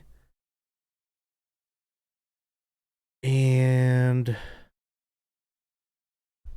Oh, did you step out into my trap card? stepped right here. Yep. Swinging.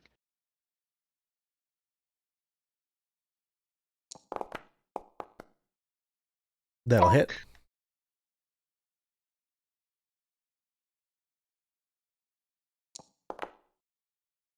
And we'll throw 3 d6s on that.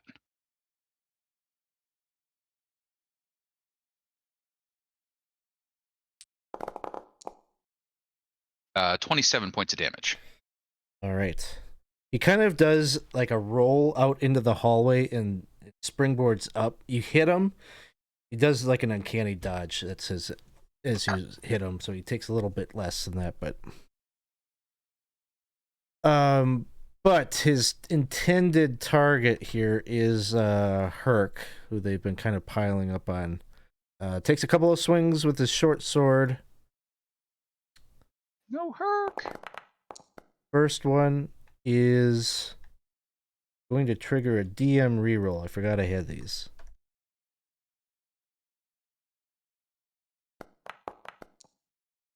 $22. That'll hit. And it'll be 9 plus. He's got a person there. He's gonna get sneak attack. Oh. So an extra 5, so total of 14. And then he gets one more swing. But second swing will miss.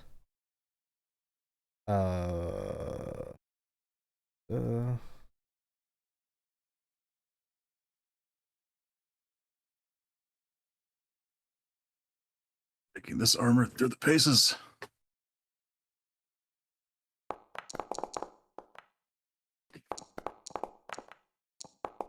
Elena, it's your turn.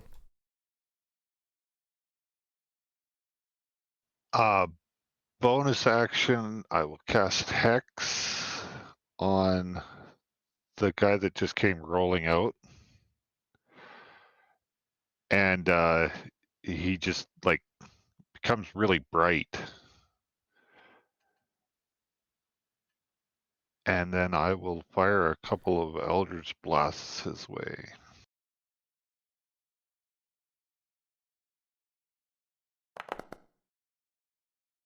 That'll hit. 18.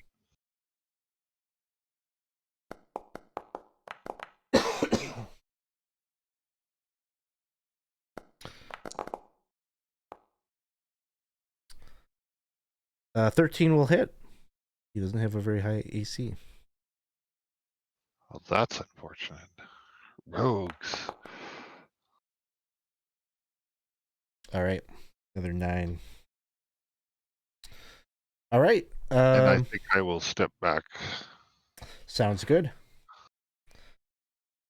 One of the Reavers here, the one that is chucking javelins at Herc, was going to continue to do so. Throw a javelin your way. That one will miss. The prone guard here kind of rolls into the corner and is just like kind of propping himself up. He takes his helmet off, and you can just see like his face is just like ballooned out, just big purple shiner in the face, and he's just kind of rubbing his face, and his eyes are so puffy, not really sure if he's really able to kind of watch the scene in front of him, but it looks like he's just trying to get some air. Oh, okay.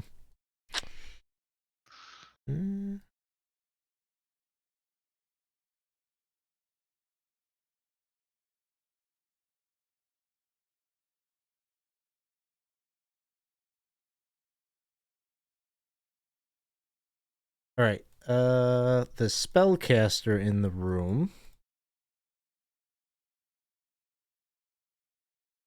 is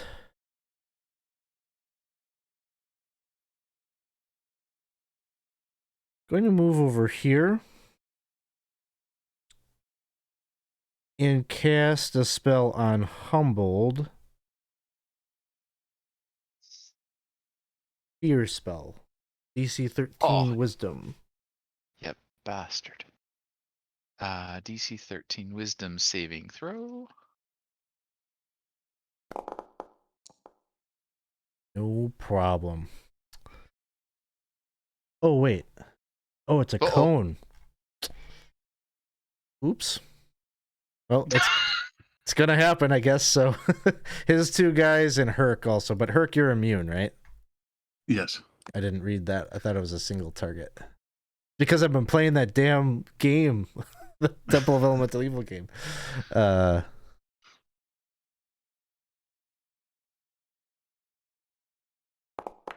I just saw the measure template come up and I went, uh-oh. Ooh.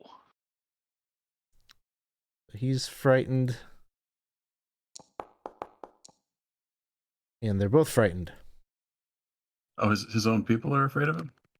Yeah, I didn't read the spell very closely, so Uh, there we have it. Herc, it is your turn. all right, already a bonus action Thunderous Smite and load it up on the weapon and then try to hit the leader. Who I assume is the leader, that guy there. Oh my gosh. Do I have any rerolls? I'm gonna reroll that if I can. Sure. Yeah, you got 2 in the bank. Oh my gosh. That's not good. Not any better. Then the other end of it, what do you call it? The other end of the weapon. Yes. So that'll unload the That'll thing hit. there.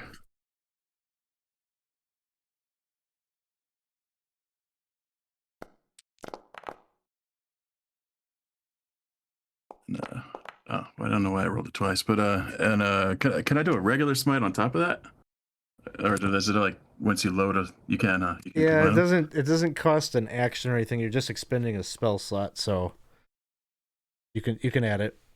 Yeah, unless he looks like he's almost dead, I'll do it. If he looks healthy, I'll do it. He started out the attack maybe. I mean, hard to say. He does look a little disheveled after being hit with the fear spell.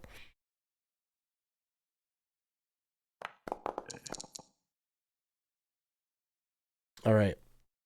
So,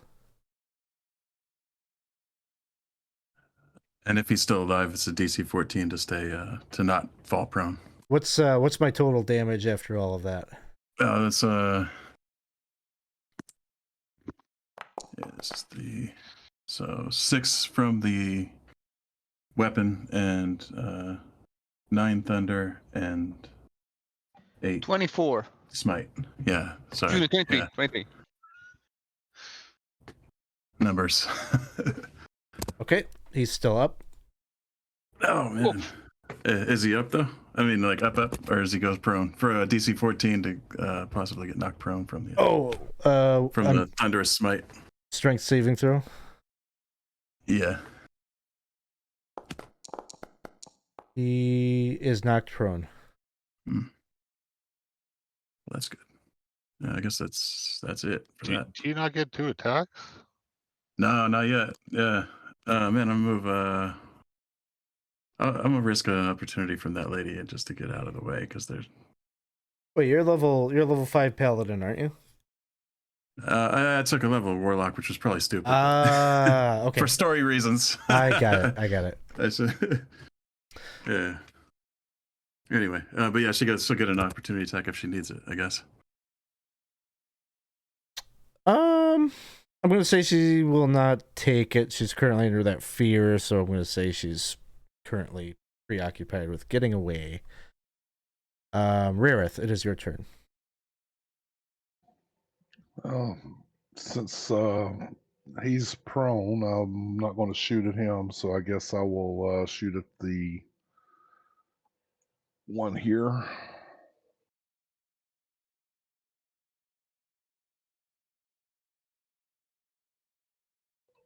And we'll bonus action Hunter's Mark. Sure. Sounds good. That hits.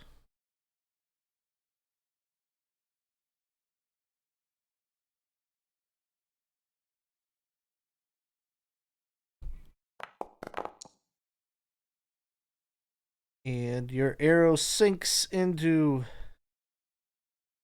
her scalp. She falls down.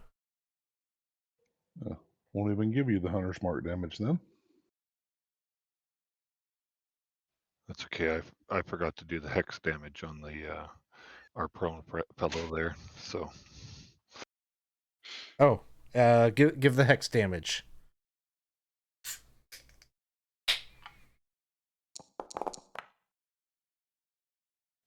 5. 5 points. He's not getting back up.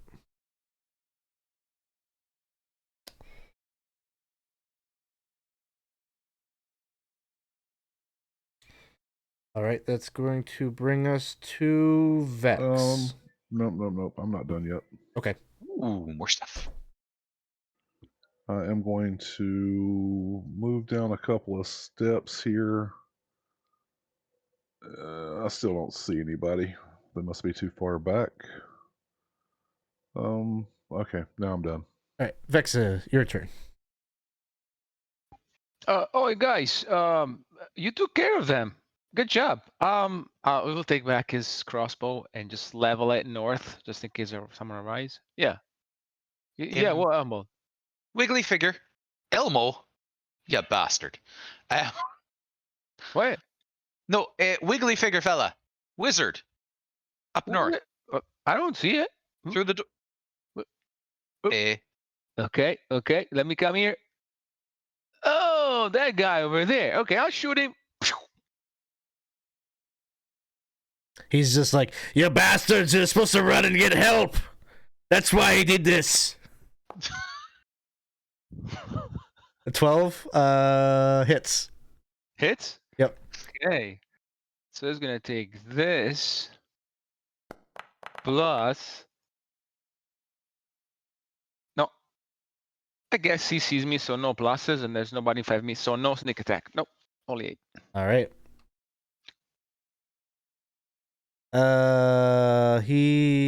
Let's see. No, it's this guy.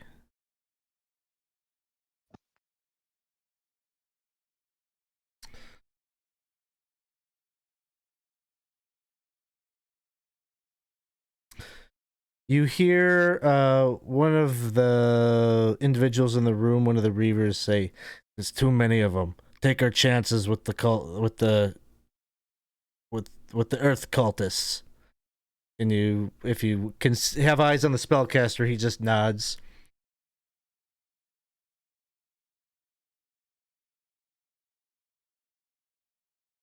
This door gets opened.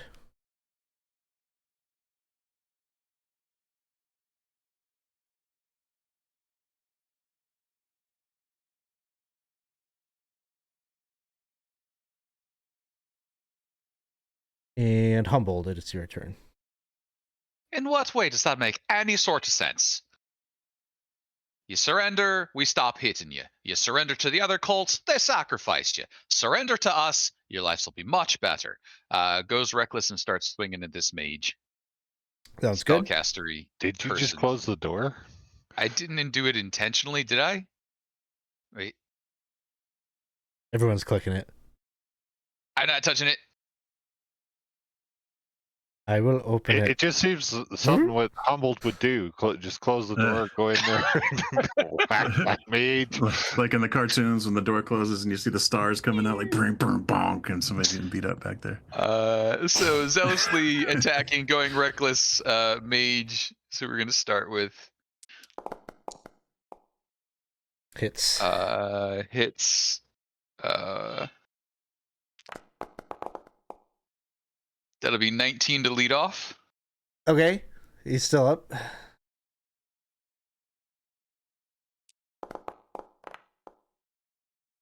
$22 to attack. Yep. That'll be another 14 there. He's still up. Back into the staff. Yep.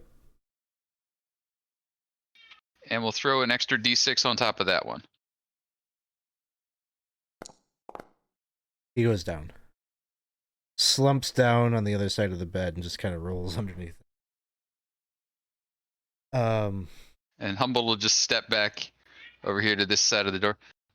Now, as I was saying, surrender.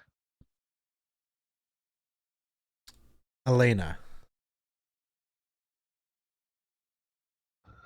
I guess I'll move forward.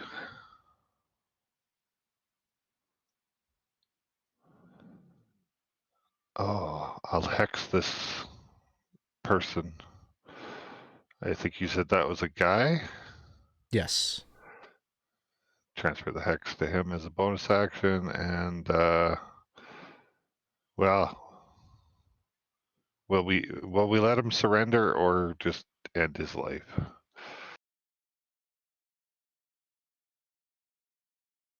She definitely, or he definitely seems like he's ready to make a run for it. Oh, but not to surrender.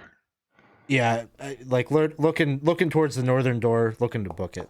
So that'll hit.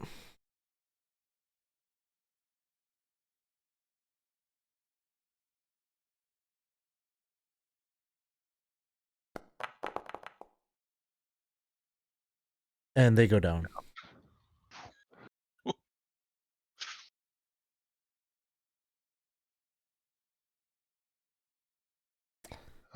So I was guessing that there's more coming.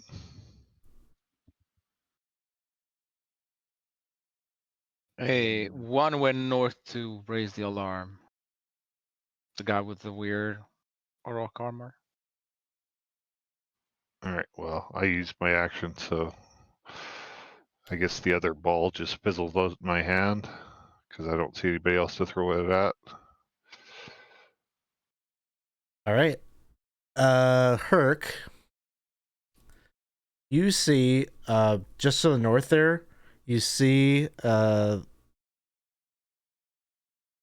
that Reaver that was in the room it looks like running to the west.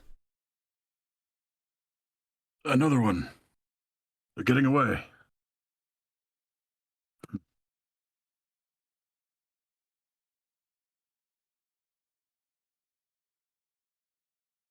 Don't make me chase them. My ribs hurt.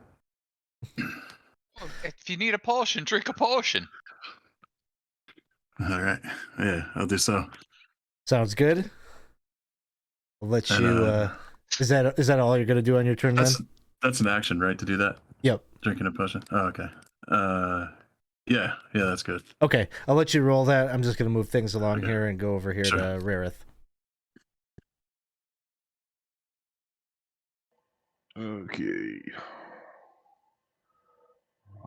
10, 15, 20, 25.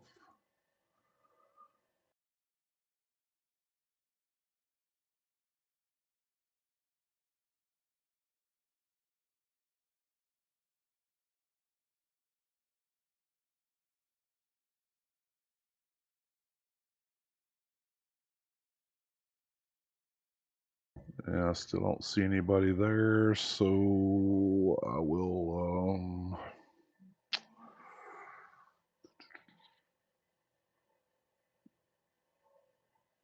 I'm just going to ready an attack action if I see anybody.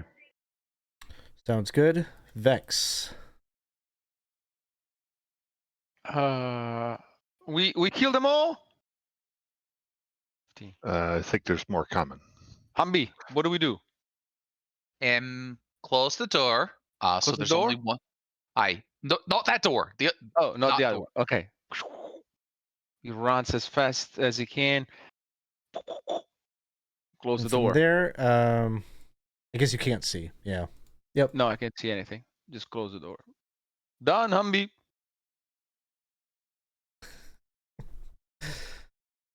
Maybe more forceful of a close next time, with like the barricades and the lockings and such things. Well, that makes sense. But that was nice. Shows you weren't raised in a barn or anything. On a boat. On a boat. very, very soft closing doors on boats. Herc, to the north, you see that person run out of view, and then you hear a splash. Perhaps the sharks will take care of it.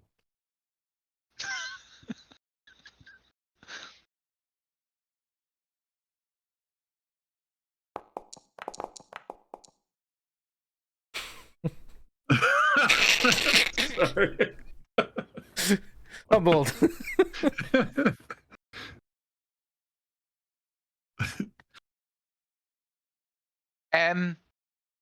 So Humboldt will start moving, and he'll just start shoving this like the table, the furniture, just get a bunch of stuff going, so that by the time he reaches where Vex is, he can just kind of like put it in position. It's not really like supposed to keep the door really, really shut so much as make it super obvious if anyone comes in that they got to like scrape the table out of the way, that kind of stuff. Okay. So it's just kind of like make the pile happen in front of the door. And I think that's kind of all he's doing this particular round. Sounds good. Elena.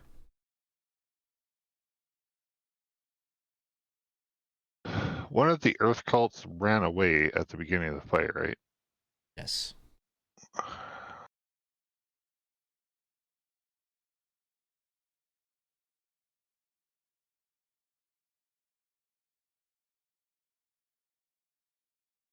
I guess I'll go into the room. So are we barricading ourselves in here? Oh, no, I just didn't want anyone coming up from behind. So just sort of make a pile here while we go that way. Oh, okay. I'll go back out of the room. Oh, but you could not even gonna a candlestick, a sheet, nothing. Oh, You're big and strong. I'm sure you can handle it. And that's my turn. All right. I think at this point I'm going to drop you from initiative. Herc, maybe Rareth, in the distance, just around the corner there, you heard a splash. And then a second later, you hear, go, go! And then you hear some large creature moving about in the water. Then silence. So we're going to drop from initiative at this point. So you've defeated all of the enemies that were actively harrying you. There is this one foot soldier of the Earth cult that is kind of rocking back and forth in the corner, rubbing his face, and appears that you have a prisoner. if only we had some rope. Oh wait. We have 2 ropes that we got from the prisoners. We're gonna do him up like a twine ball and just roll him along with us. So you go to work tying him up. He doesn't put up much of a resistance. Sweetie, how's your head? It's been better. Oh, gosh, you really walloped me something fierce. We came down here to deal with the water cult, and it seems like you guys might be getting in our way. Well, that's what we're doing down there, trying to deal with the water cult. Oh, Then why are we fighting? I don't know. He hit me hard. and I know why.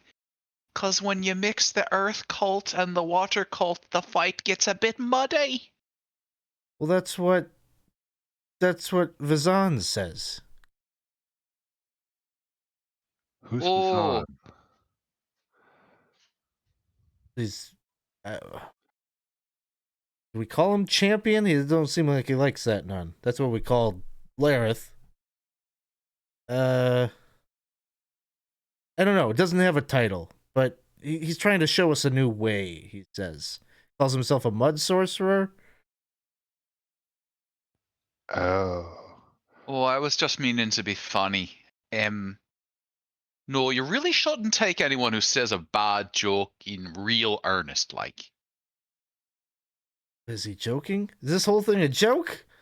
Ah, man. Humboldt, Could be dry humor. Humboldt, we know Bazan. Friend? There's some nice comfortable beds in this room. Why don't you lay down? Yeah. Have a little nap. You roll me over there? I think my friends can probably carry you over there. Put him in the bed. I mean, does he need to be all tied up like that? This guy is clearly I willing to think pick up a fight. for now he can stay with the way he is. He'll be fine. I don't think anybody's gonna hurt him. I'm not. put his helmet back on. There you go, Oh, champ. come on. Come on, do it. Alright, Take no, it you off. stay there, and we'll And come close back your for you. eyes. We'll Have come a back. little sleep. I don't think I I should sleep. I heard that's bad.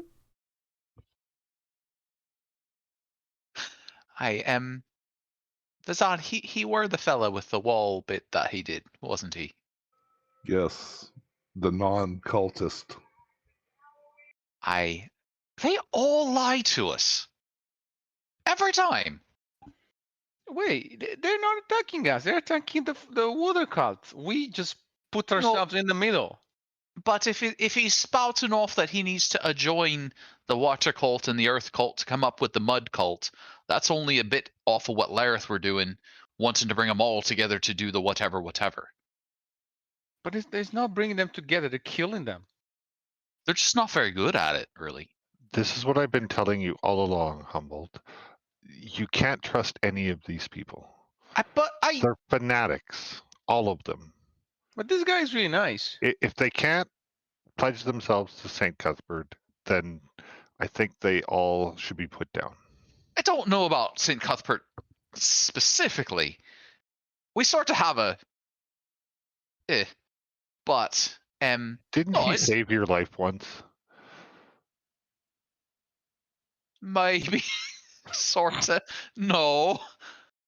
Didn't save my life. That would have been preventing me from dying. He just undid it somehow. You too. Three or four, a few times now. In the span of a minute. There were some extenuating circumstances. However, it occurs to me that we have more important things to do than rehash exactly how much debt I'm in to which gods. So, Herc, are you there's more red on you than usual, which is impressive, given your normal ruddy sort of outline. Are you okay? I'll live for a while. He's less than half. He's bloodied.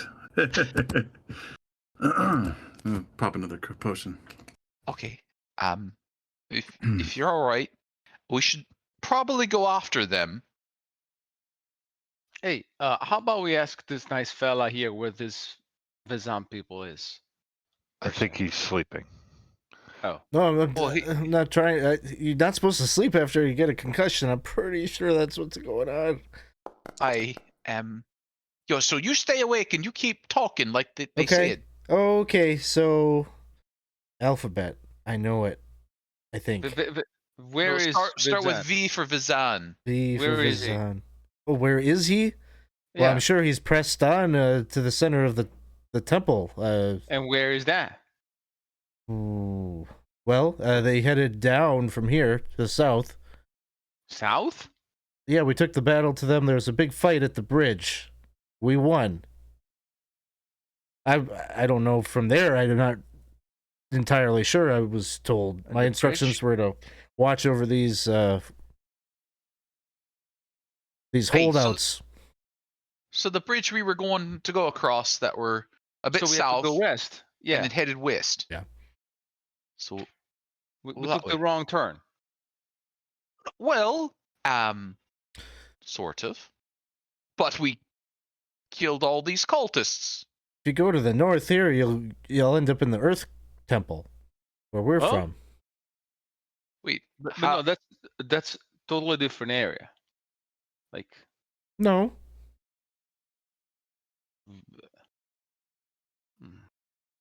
but that were below a monastery. And I remember walking a fair way to get here. oh no, we're not near the monastery. We're deep within the Lort Mills.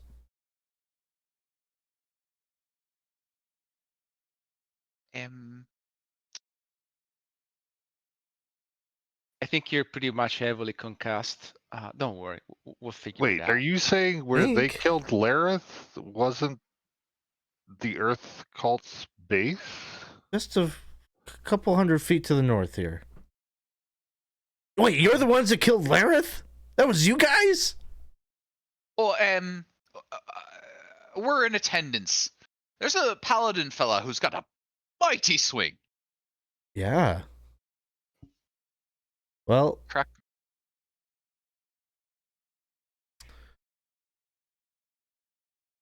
it's mighty Kirk, impressive. are you feeling any better? Sore, but I'll be fine. Thank you. Should we bring this one to vouch for us to the Earth cultists and join their fight against the water? Until later we can betray them and slay them as well. Betray? No. Why? Why do you want to Well, betray them? They're They're cultists. nice folk. Look at this guy. He's very nice. No. No. Well, I'm sure we're going to kill No. him too, right? No. What? No.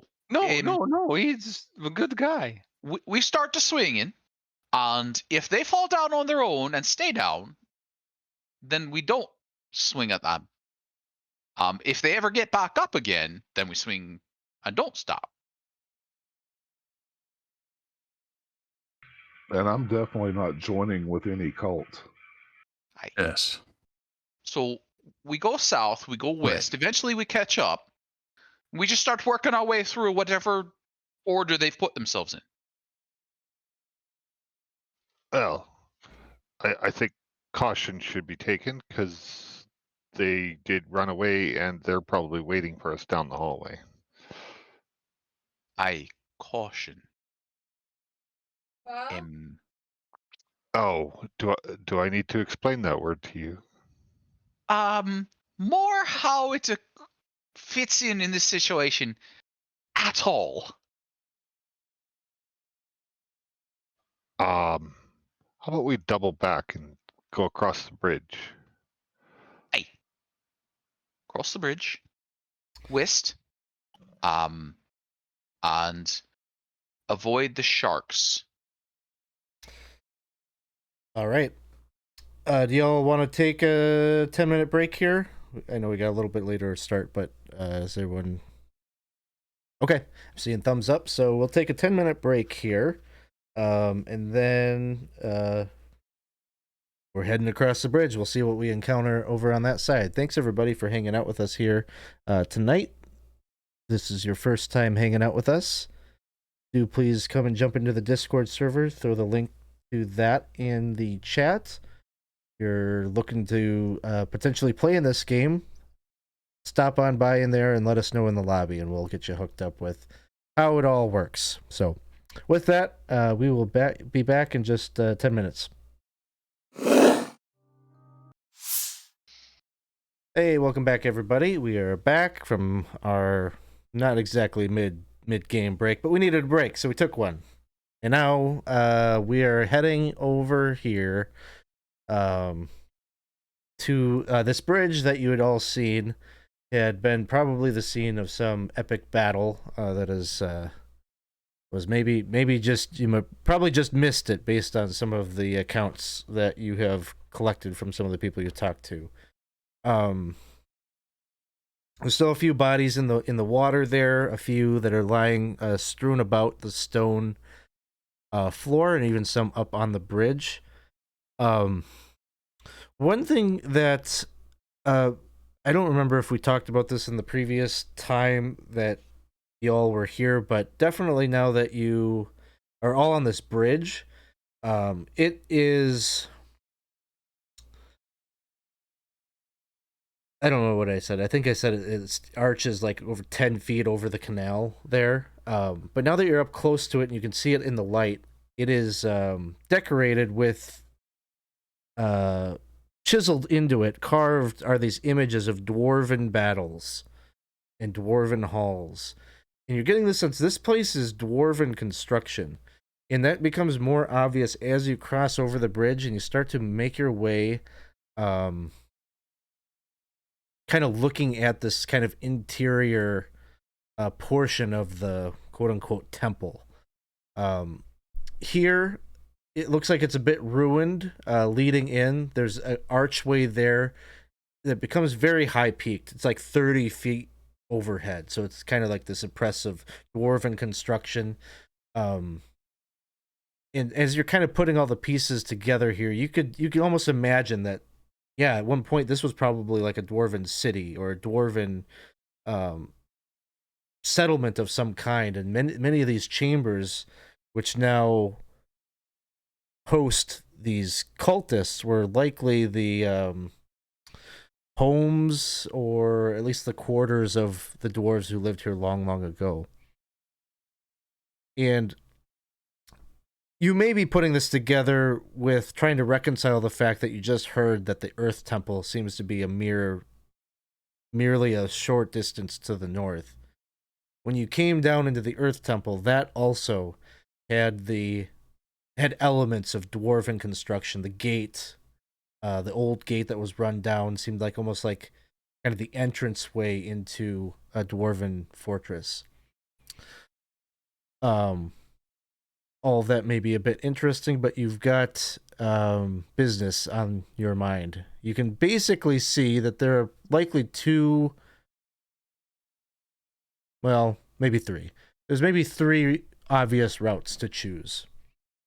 One is that high archway that leads into this complex. There is a stone door here. Out here, the ceilings are probably like, I don't know, like 50 feet overhead. So quite almost like this is like kind of like the exterior public area alongside this canal. And it seems like you could follow the canal north, where you can see more ruined structures. Just look like naturally have fallen away over time.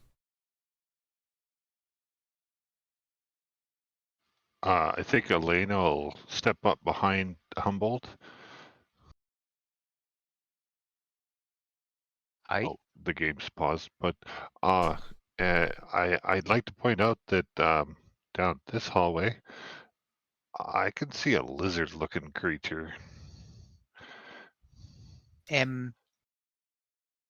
What sort of lizard-looking creature? Like a proper lizard, 4 legs, little flicky tongue? No, he seems to be standing on 2 legs.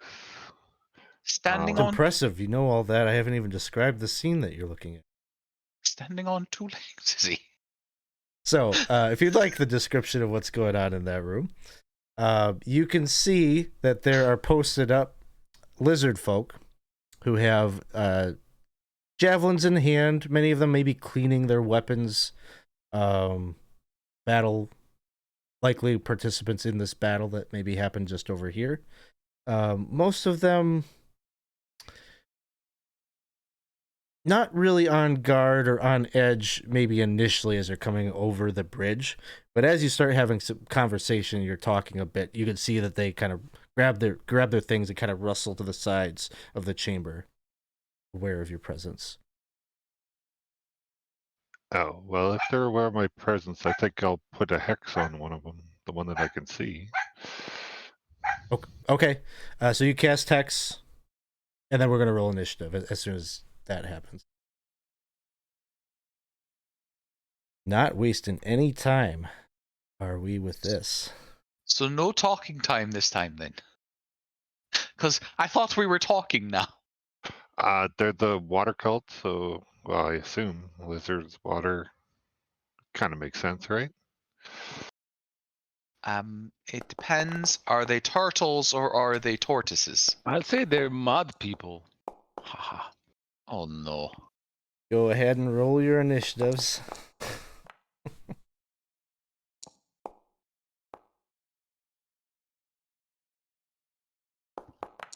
I think at this point there's 2 factions that are fighting, and we're just another faction.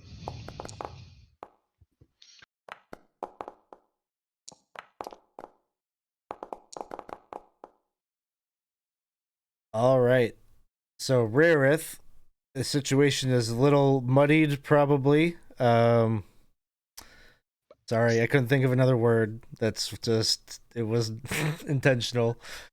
But Elena alerts you to the fact that there are some lizard folk in an adjoining chamber, and then immediately casts a spell in that direction. So that is what you're aware of.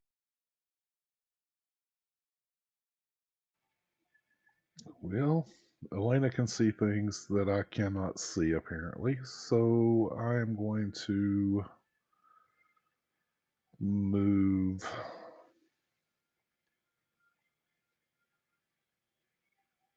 Sorry, Humboldt. I am not staying behind the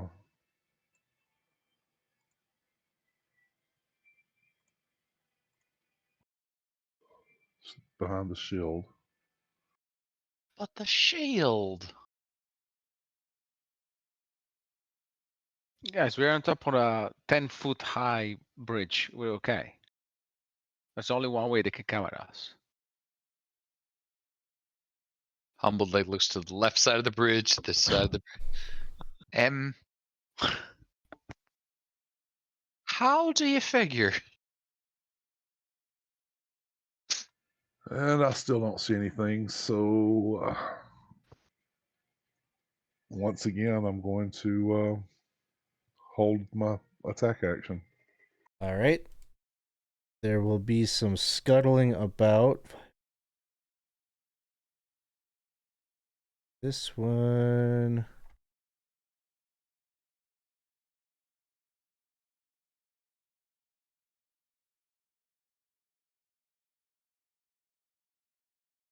There. Did the one that I marked just move? Let's see. I'm not exactly sure. This one right here that you're hitting with that. That one is still there. That one's not moving. No, it's on his turn yet. Oh, okay. Well, I can see him. So can I go ahead and do my attacking? Sure. I mean, we can reverse back to your turn because you didn't have to ready a action. If you could see him, you could see him. That one didn't move, so.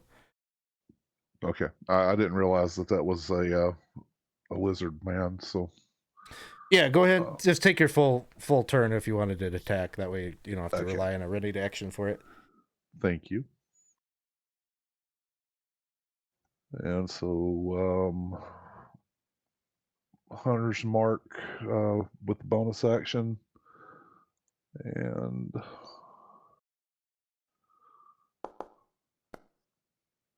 21 to hit. That'll hit.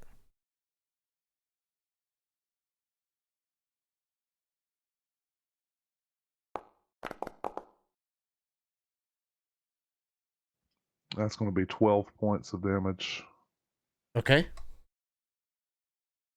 Second attack.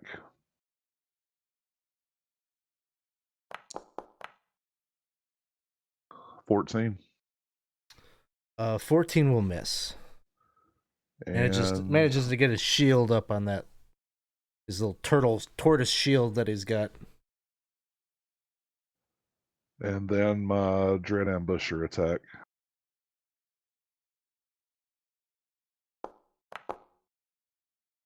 That one hits.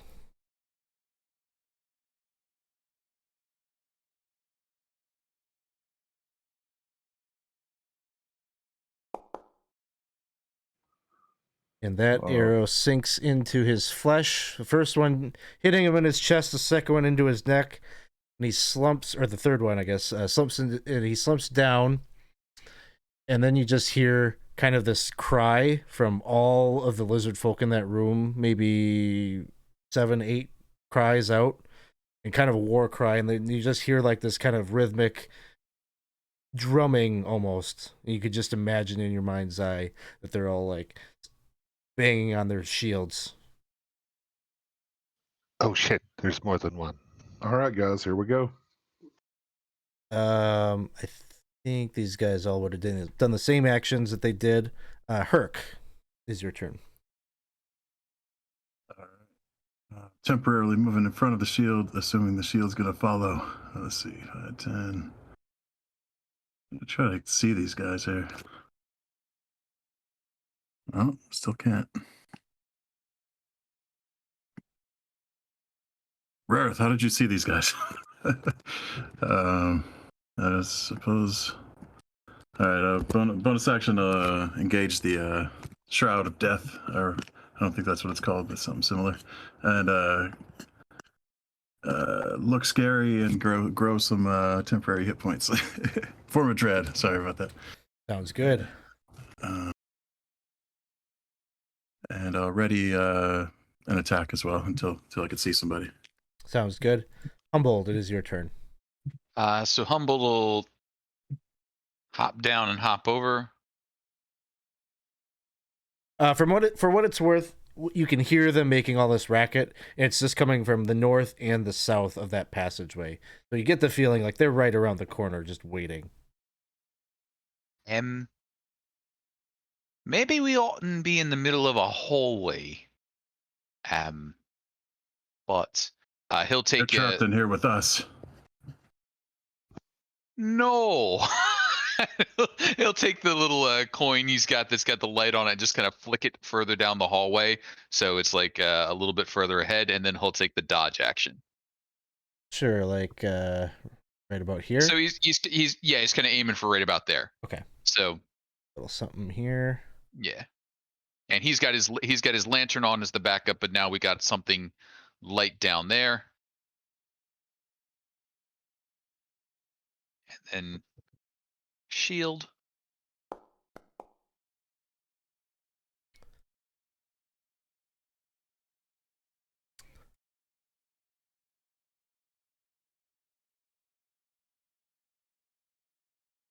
There's a lizard folk that runs out to just here. Sorry, right there. And I'm making a random roll. Gonna chuck a javelin at Herc. No, Herc.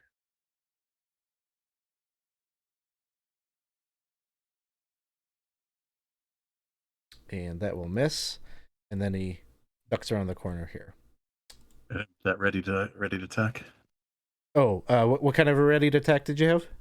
Eldritch Blast. You're doing Eldritch Blast? Yep. Or do I need to specify? I promise that's what I was planning. Sure. Yeah, that's fine. It just wasn't what I had in my mind, but yeah, if that's what you're doing.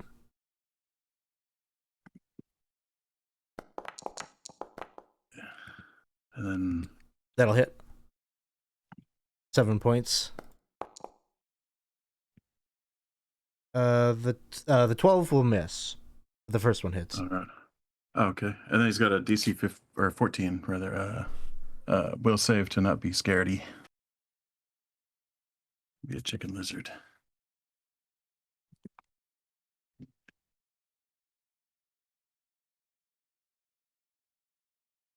Wisdom save, you said?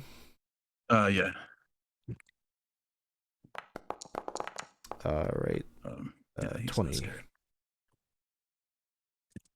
All right. Yeah, and then he ducks around the corner here. And then Vex, it's your turn. Yo, guys, we had a perfectly defensible position here. There's no one ahead, as he says, as he readies an attack with his light crossbow. All right, Elena. I will move down here.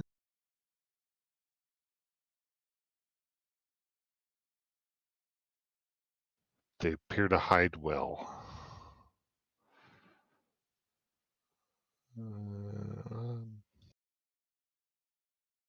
Use my action to run over to this door, and we'll open it. Okay. You open that door, and you are looking into what would appear to be a barracks of sorts. Given the smell in this room, it's likely the place where these lizard folk sleep. There is just a pungent scent of dank straw and animal stale air in the room. There is a battered iron brazier that is brimming with embers, still lit, in the middle of the room. And all about, there's kind of like half-gnawed carcasses and bone and such just kind of strewn about. And so a lot of evidence that it is their quarters. And then you see that there is a door just there to the north, another stone door. Yep. Maybe a way around.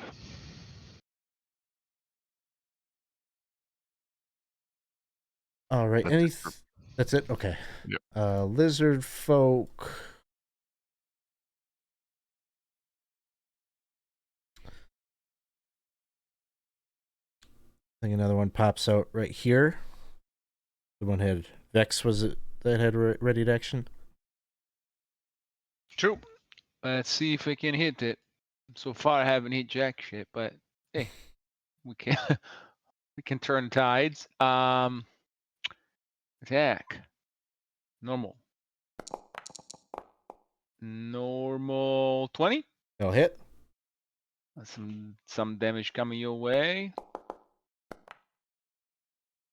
6. All right. So you stick him with a bolt. He recoils a bit, chucks his javelin at Humboldt, and then ducks around back into the corner. Next one.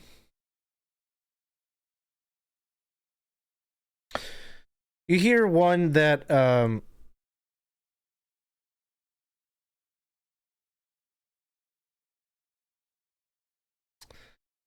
gets up here. You can see this one has kind of like the plume or it's got like, you know, kind of spiky fin that's a little kind of this magenta color. He's a little bit bigger than the others, and he seems to be kind of growling at the others as if he wants them to move forward. But he's gonna chuck a javelin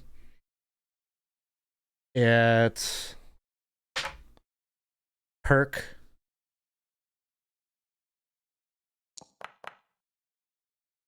Uh, 23. That's a hit. And 8 points of damage. And then it looks like he just kind of like steps like he does just like a turn, like he's like literally right around the corner, just giving himself, and you see him pulling out like a melee weapon. He's got this spiked club in hand. It looks like he's ready to probably charge down the hallway here in a moment.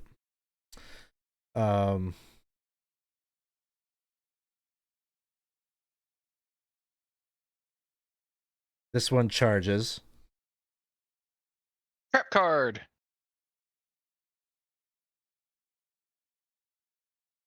Two.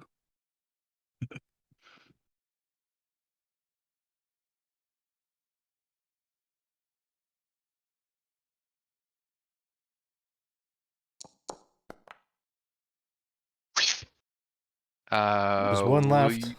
You will use up a reroll to avoid a fumble, I hope.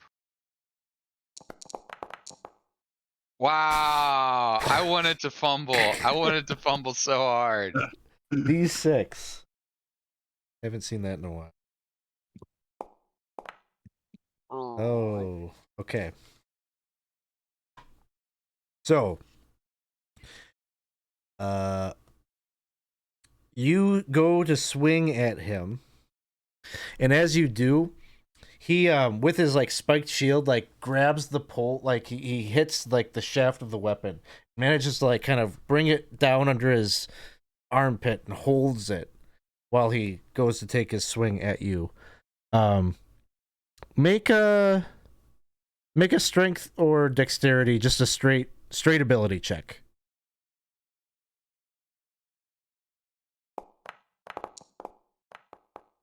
$18. Okay, fortunately, he doesn't manage to totally disarm you and chuck the weapon, but as he's doing that, it looks like Herc, a 16 will hit.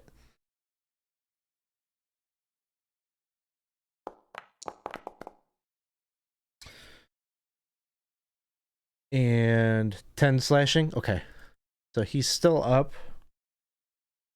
I think he's gonna take his swings with the club. Actually, he's got like kind of Humboldt's weapon held, but as you are attacking him, you're kind of like now Herc the active threat. So he's gonna take a couple of swings with the club over in your direction. That's a cool visual. Like lethal weapon 4 vibes.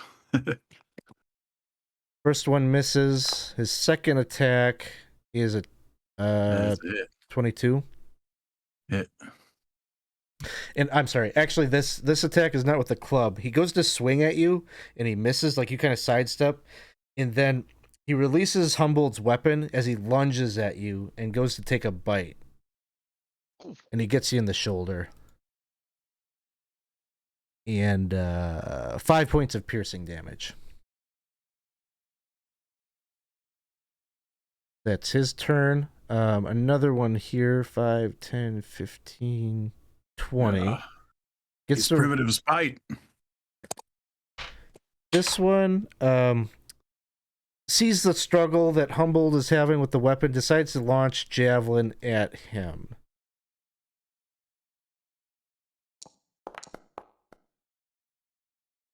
Let's see. I've still got to reroll. I don't know why I feel compelled to use it on a stupid javelin attack, but I want to give the lizard folk a little bit of a fighting chance, I guess. I'll give him a reroll. Not much better. So, and then he ducks around the corner here. I think that does it for them. Rarith's turn. Yeah. We'll move that hunter's mark over. And arrow incoming. That's a miss. Second attack.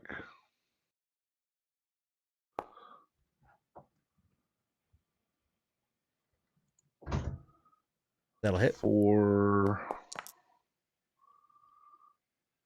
looks like 11 points of damage. He's still up. Hunter's mark damage. Oh, he's down.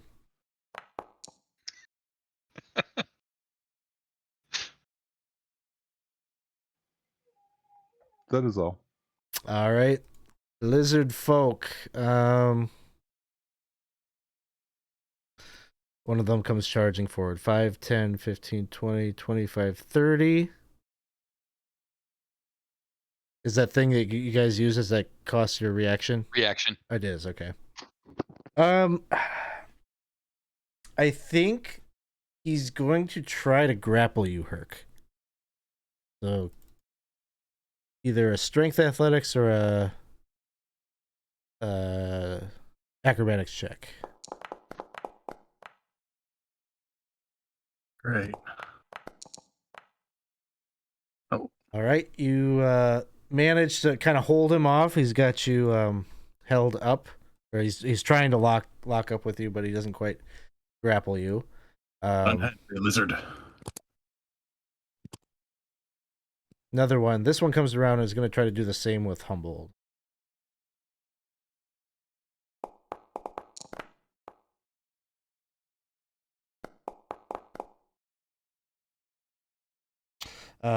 Since it meets it, there's no change in the situation, so you're not grappled. That's what they do. Herc, it is your turn. Okay, I'll let loose with a few attacks. First with the sharp end, miss. I'm sure, and then with the blunt end. Hey. There we go. There's a crit. Oops, clicked on the wrong one. If I click on the crit one, it would roll crit damage, right? It should. I clicked on the wrong one by accident. Oh, that's less than the normal damage. Is that's your bonus attack thing? Is that gonna? Yeah. That's not gonna output the same damage, is it? Or No. Yeah, I had it didn't refresh the new attack yet, so I hit the roll damages on the wrong one, but the first time by accident. But yeah, it's only 5. Oh, it is. So that is right. Oh, okay. I got it. I'm catching up here. So that was this one right in front of you. You're attacking. Yeah. But then he has to save to see if he gets scared. DC 14. Wisdom. He fails, so he afeared.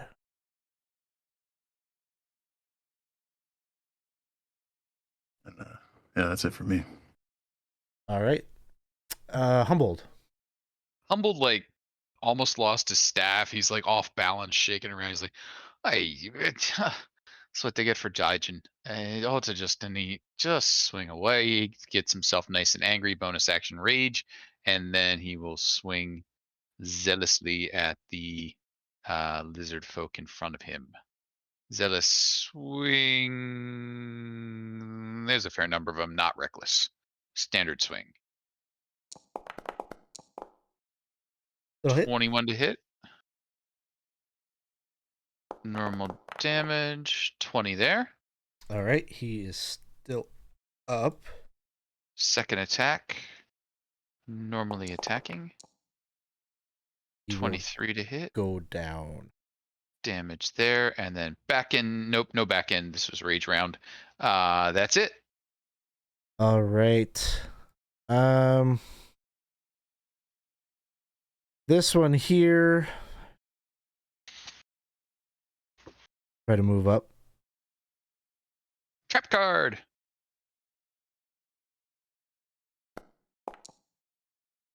$15. Hits. Bonk. 14. Big hits. Oh, Okay. You both manage to skewer him, and he goes down. Vex. Oh, there's one close, guys. I'm gonna shoot that one. And if I hit this time, I can add. Gabe always does like the greatest interpretation of my NPCs. 15. Yep, that's gonna hit. Oh, this time I get to add some sneak attack. So it's 8 plus this. Hey, 19 points of damage. 19 total, right? 19 total. Yeah. Yep, he goes down. Hey, look at that, guys. I'm a winner. What do we do next? As he says, as he gets closer to you, Humble. All A right, few more. that's Elena's turn. I can't see anything, so I will move down. Oh, we haven't won yet. Don't worry, I will kill them all.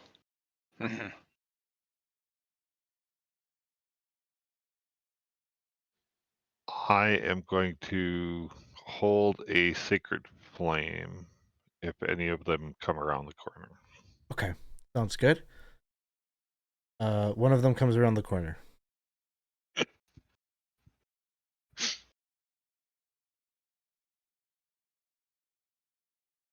Dex save, right?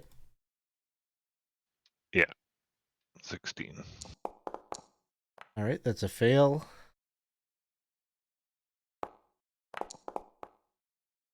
Aww. Womp womp. And they'll charge at Humboldt. And 2 swings, one with the club and one with the bite. Miss. It's Actually, this second attack with the spiked shield. no. But this. The chieftain then is next. Comes down the corridor here. Makes 2 weapons. Yeah, same thing. Gonna do a club and then the spiked shield. Is that Herc? Miss, and then the shield. Yeah, they're trying desperately to repel you, push you back out of the hallway, but to no avail. One more lizard folk in the background here pops out.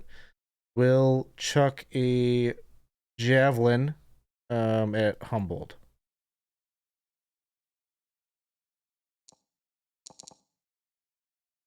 $19 will miss. Back to the then he ducks around the corner. Rarest turn. I'm going to move the hunter's mark over onto Torn Scale and let loose on him. Oh, that 20. Yeah, you saw that too, huh? Yeah. That's a miss, I assume. Yes. And second attack. That one hits. 18. That one hits.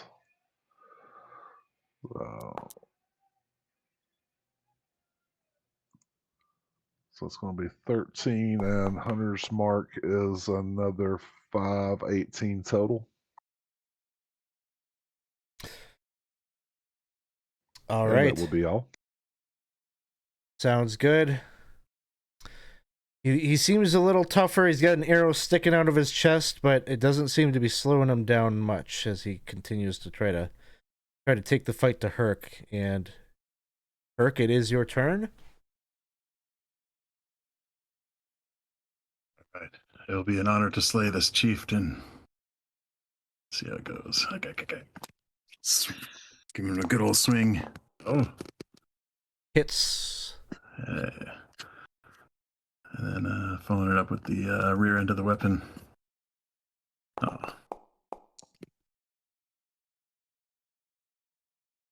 And I don't know if he can get scared, but you'd have to check if so. For DC 14. Yes, he will make that. He will fail that. And that's it for me. Humbled. Guy in front of him, zealous staff swing. They were getting low enough on them. We'll go reckless. Advantage.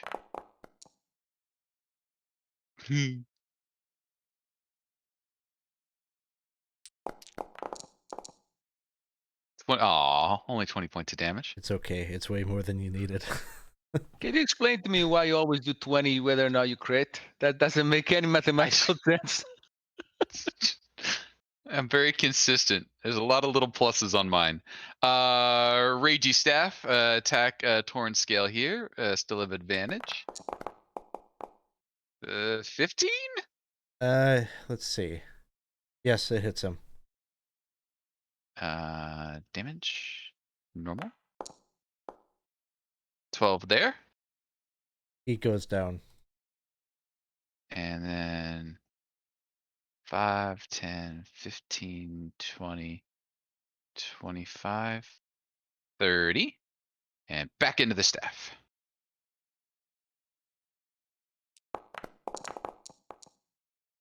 Hits. 16. And this one. For 12. All right. I think at this point, we will say that you slay this last one. He would not surrender at this point, so dispatch of the lizard folk out of combat.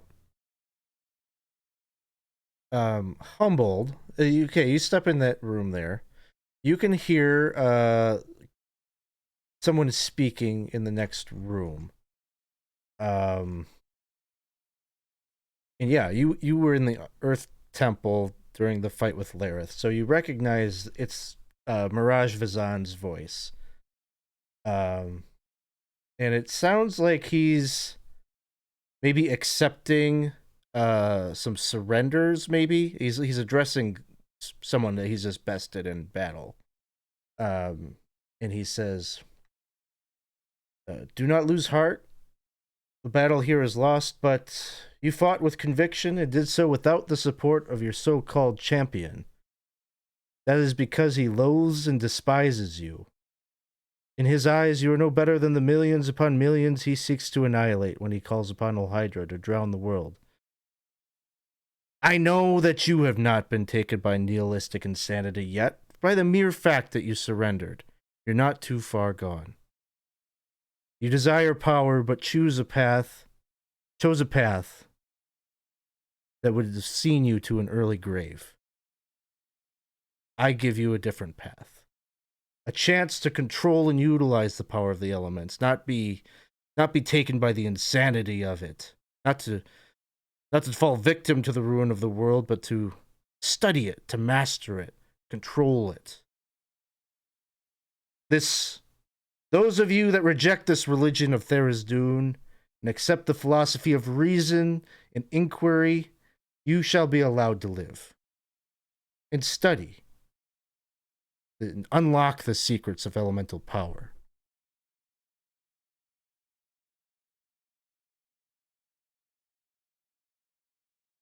So Humboldt's like gestured everyone to come up, but given like the, oh, keep it quiet. They're doing a bit of speechifying. Not a bad sales pitch. No, though I was thinking we should probably kill him and then Oh, just yes, sort of yeah. yell like, if you start running, we got better things to do than chase you. Mhm. But does Wait, anyone but hey, what you're saying actually makes sense. it always seems to make sense before they stick the dagger in your back, push it through so your heart comes out the front, and then offer that to whatever bit of God they got. But he just said he doesn't want to do anything nihilist, I am. They all say that sort of thing until it's time to have your heart out. So we shouldn't trust this guy. No. No. If we could have trusted him, he'd still be back in his Earth temple doing not this. But wait, he said something important actually. He said that the champion was not there to defend them. Why? I think we Because killed it. We killed it? no, I think this is the other one. But in any case, I think we ought to get to creeping up on this one. And sort of take. Does anyone have a way to shut down a caster? He did Wally things that'd be hard to get through. We shoot him? A lot of that. I meant sort of to stop him from putting walls between us shooting him and him getting away. I've already shot him once. Good. Let's do that more. It didn't stop him from making the mud wall, though. Is there? So no then. Let's try that thing you said about pushing his heart out of his chest. No, but I sort of just hit him atop the head, and it all sort of comes out the bottom. But that's a special sort of trick. Teasley did that one. So roll agreed. It's just go in and kill in time. No, yes, Absolutely. We could try. I And mean, quickly, before he wins us over with his silver tongue. Yes. more them than us, but All right. Tell me more about what you're planning to do here. I think the plan is chonk forward slowly until we see what's going on, and then just bum rush the wizard, geek the mage. Okay. All going to survey what's happening, or are you sending somebody to check it out first?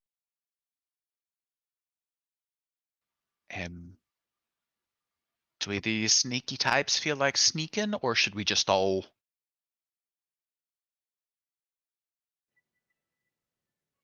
I am not sneaky, but I know from past experience that Elena can see in my darkness. I wonder if we might gain an advantage by moving together, she and I, to one side of the battlefield while the rest of you go on the other side. And perhaps we could throw the enemy into disarray. They wouldn't be able to see, but we would. just keep the darkness away from the magey fella. I'm going to need to see to hit him. Or not. If I can't see him and he can't see me. Yes. Well, and I also have this scroll. It says haste. Would that help you, Humboldt? Aste? What is Aste? Sure. I will read the scroll and cast haste on Humboldt. Okay. It makes their mage fragile. Whoop, whoop, whoop, whoop, whoop. All right. So I'm hearing you're going to bum rush. So I just want to move this along because it's 10:45. So you cast haste, no problem. What I'm going to say is you want this to be combat. Line yourselves up in this hallway in the order that you're charging in there, and then we'll roll initiative. I don't think there's an element of surprise that's happening here. So.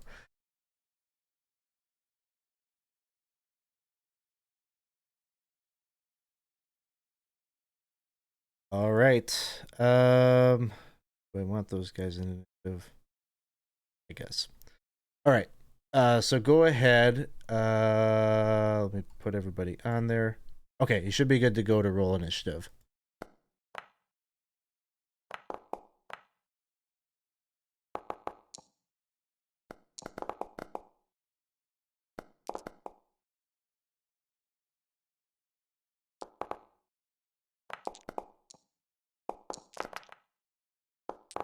And so these are rolling. The scene that you're coming upon here is you can imagine that this area at one point was maybe some kind of a marketplace, a public area for the dwarves that likely lived here long, long ago. 6 tall columns, cracked and chipped with red marble, rise 30 feet up to the ceiling. It is exposed to the lake. It seems that it was constructed that way. And there is definitely a large pool of water that resides to the west. There are some tables. This place has been obviously repurposed and has served as maybe kind of a mess hall, likely for the water cultists.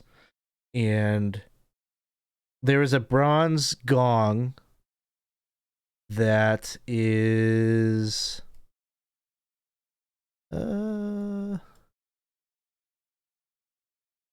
it detailed on the map? Maybe not.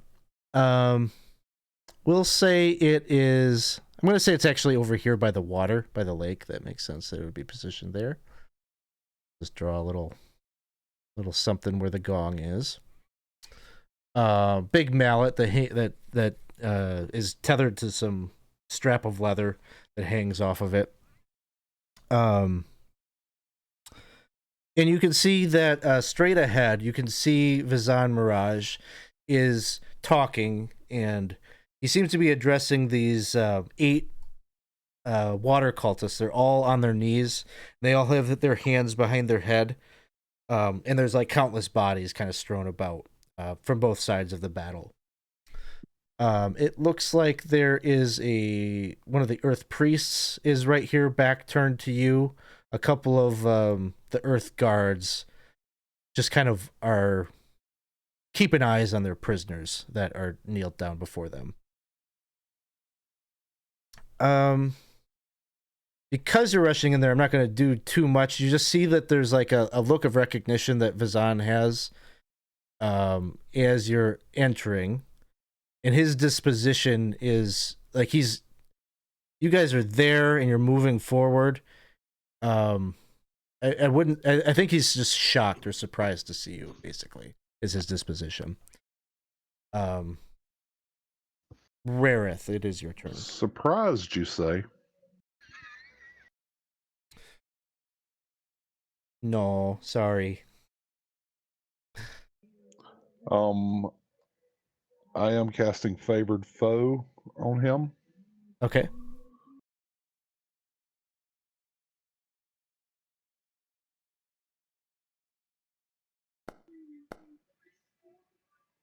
Why can't I roll as good on attacks as I do on initiatives? Attack 1, I guess, is going to miss. Attack 2 is going to miss. Oh, 16?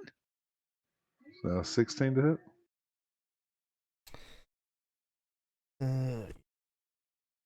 Come on, he's a mage. He's basically in a bathrobe. I'm guessing. I don't remember. You have been nailing those initiatives.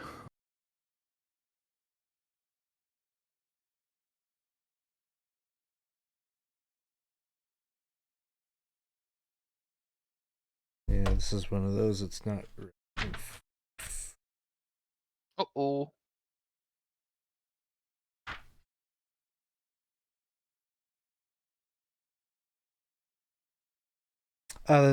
Actually the first one hits. The 13 actually hits. He's gonna AC 13. Oh wow. Okay.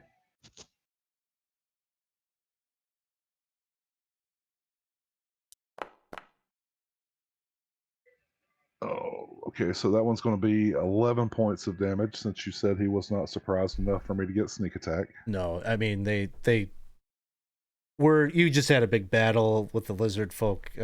He just was maybe surprised it's you. Not mechanical. Bonus action. I've still got Hunter's Mark up, so I'll move the Hunter's Mark onto him.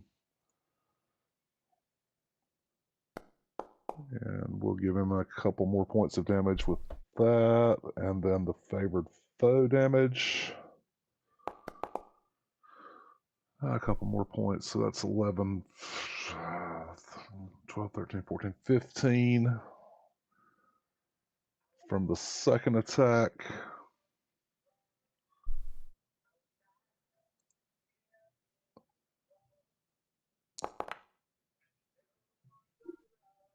Eight points.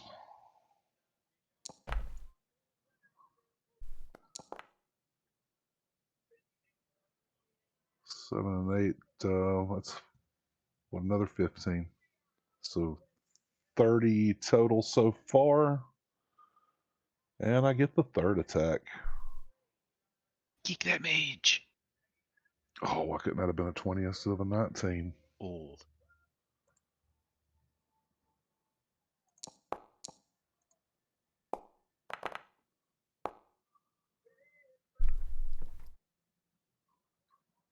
Oh,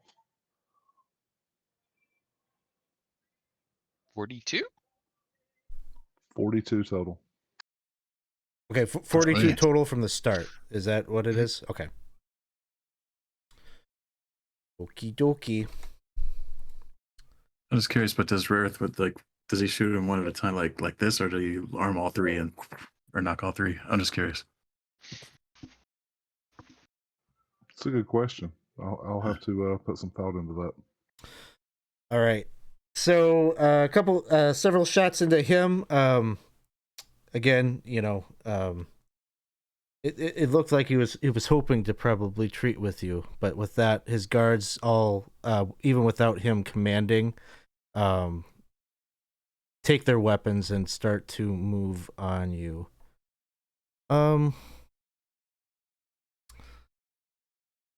Yeah, I think so. I think that's what they'll do.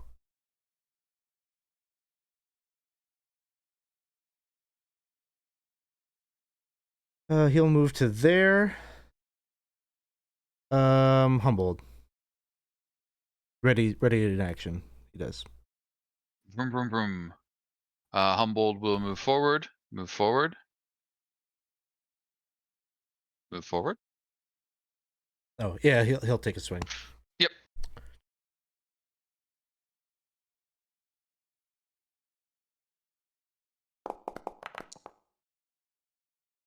Wow, 23 will hit.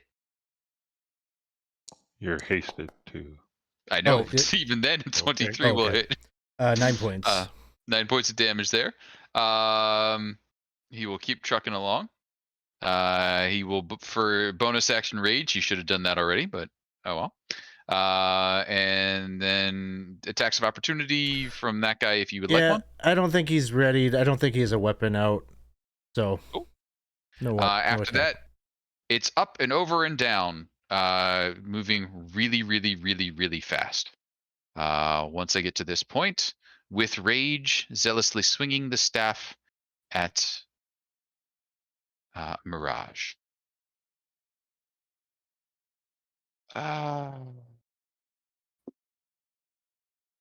Eek the mage. It's reckless. With advantage. That'll hit. Damage number 1. And we'll throw 2d6s on this.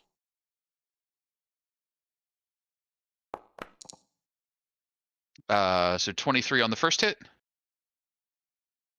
Second attack. Rage, advantage. 21.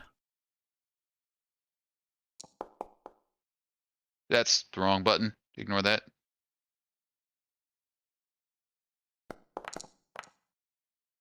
That was 10 damage there for the second attack. Okay. And then third attack, which is the haste attack.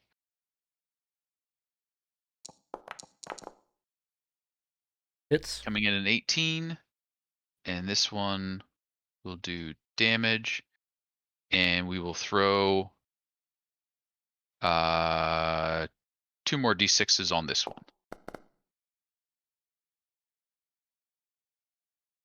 Go ahead and describe to us what happens here. So Humboldt is just moving far too fast, like to the point where he's actually sort of leaned back and his feet are like pulling him along. And as he gets up across the table, he's still in air. And then finally his top half just starts swinging down. By the time he hits, the staff is just absolutely glowing. He swings down with that knuckle and it's just bap and bap, bap, bap, bap, bap, bap, bap. And he just kind of goes right through the guy, carrying him back into the wall. And by the time he stopped, just like sort of like half dented into the dude up against the wall from the momentum of it all. And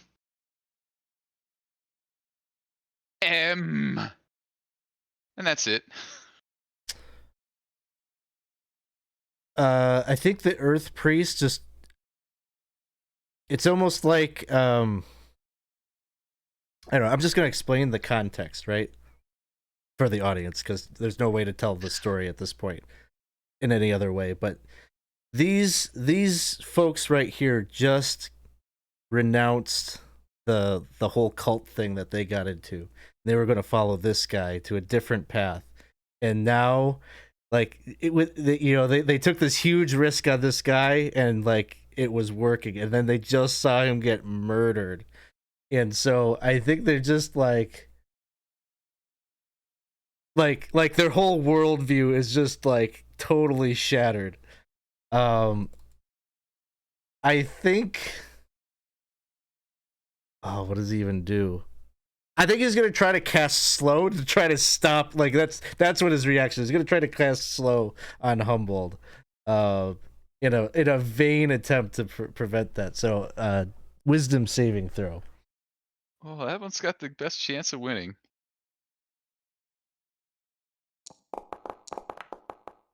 Flop. Whoop whoop whoop whoop whoop. Does that have some kind of special effect on a hasted creature or no? I feel like in past editions it did, but I don't see the word haste anywhere in there. I don't see that either. So what is it? -2 penalty to AC and Dex saving throws. Can't use reactions. I mean, haste would still be active? I think so. Do they just counteract each other? Regardless of the creature's ability or magic items, it can't make more than one melee or ranged attack during its turn. So slow will cut me down to one attack. Kind of trumps it a little bit. Yeah. Yeah. Okay. That is what it's going to do, and now it's a range. Well, it doesn't really matter. It would have just done it in such a way that it would only have hit you. It's not going to really try to get others or whatnot. And then I think he'll just like move. He realizes there's others coming up the tunnel here. 5, 10, 15, 20, 25, 30. Maybe remains right there. Elena, sorry. I will move forward. Staring down that priest. Now is... Oh, yeah, it is concentration.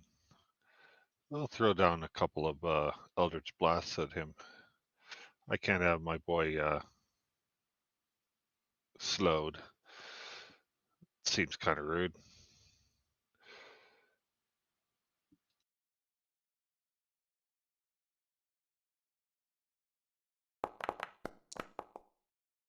Mm.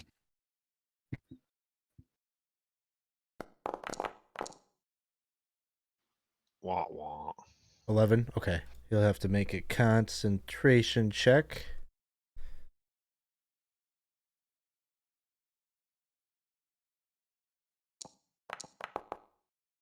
Oh, that's sad. Oh, That's well, good. He waste that maintained it. Waste that nat 20. Second attack. That hits.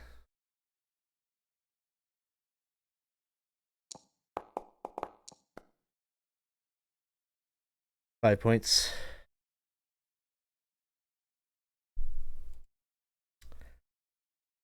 All right. Anything else?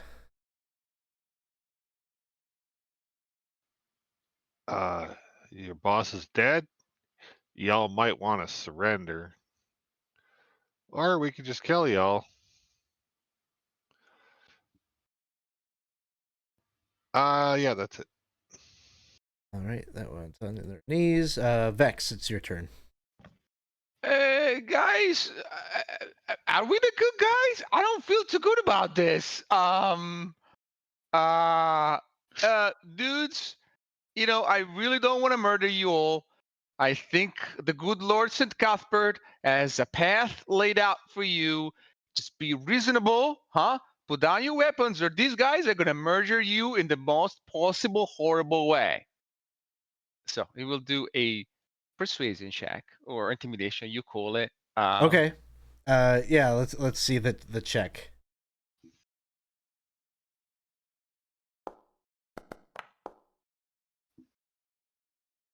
That's pretty impressive. Okay. So they look around. They look to Vizan.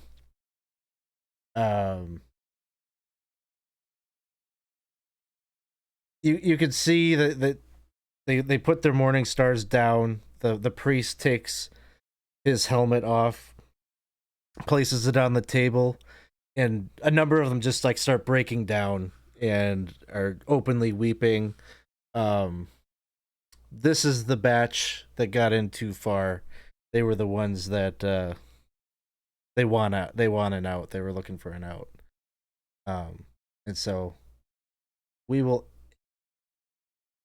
take you out of initiative here.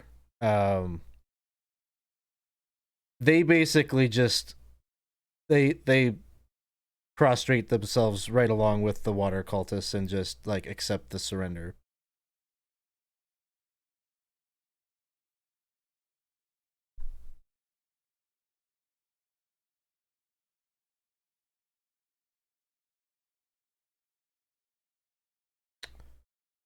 What would you like to do? Donovan will be happy to have so many new friends to talk to up at the keep.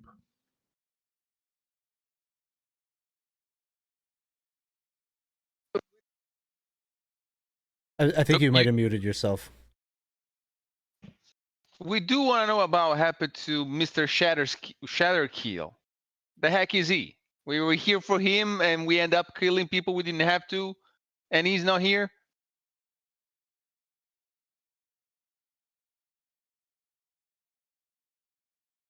Does anybody know where he is? It is 11:05. This is what happens. You hear a splash. Over to the west, you see that this giant hunter shark rises up out of the water, and that water cultist from earlier just kind of flops down onto the stonework there, and it's like coughing up water, just trying to bring themselves back up, and they just look haggard, and then they look up, and then there you all are, and it just looks like, oh my god, no. And as that happens, they stand and they like raise their hands up to surrender, just as you see this enormous turtle shell erect itself up out of the water. The face, draconic looking features, very familiar to Humboldt, is this creature. And riding on its back is this like kind of bluish skinned woman with stringy black hair cackling as she does so. She says, "Gosh, Shatterkeel has no power here. I'm in control of the cult now." And she commands the name of this beast.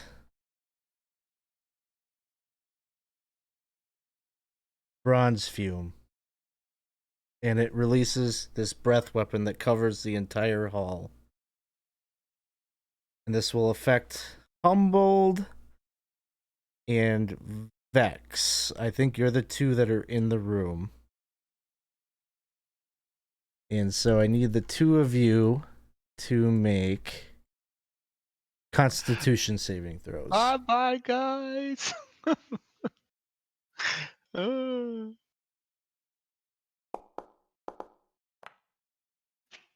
20.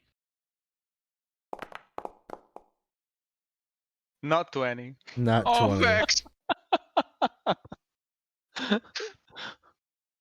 No.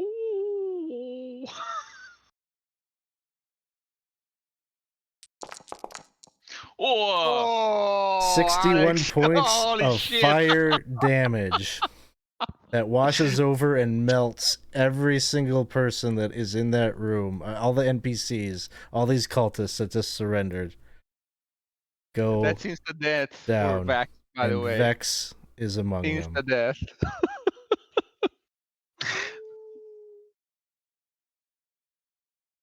And I think that's going to be the end of this session. We're going to hand wave this that Humboldt is still up and is just like, there's no fucking way we can deal with this right now. We need to go back and lick our wounds and get recovered for the next session. We'll have a reset of who the characters are that might come back down to deal with this duo or just try to avoid them. And Humboldt currently has 240 feet of movement to get him the hell out of here. Yes. So that'll be the end of the session. So thanks anybody that's still hanging out with us a little bit later than we normally go for community games, but sometimes that's how it goes. So again, if you haven't already done so, jump into the Discord server, come hang out with us, potentially get into a game yourself. We got a couple more of these going on over the weekend, so yeah, stop out and try to see one of Gabe or Casey's games either tomorrow night or Sunday night.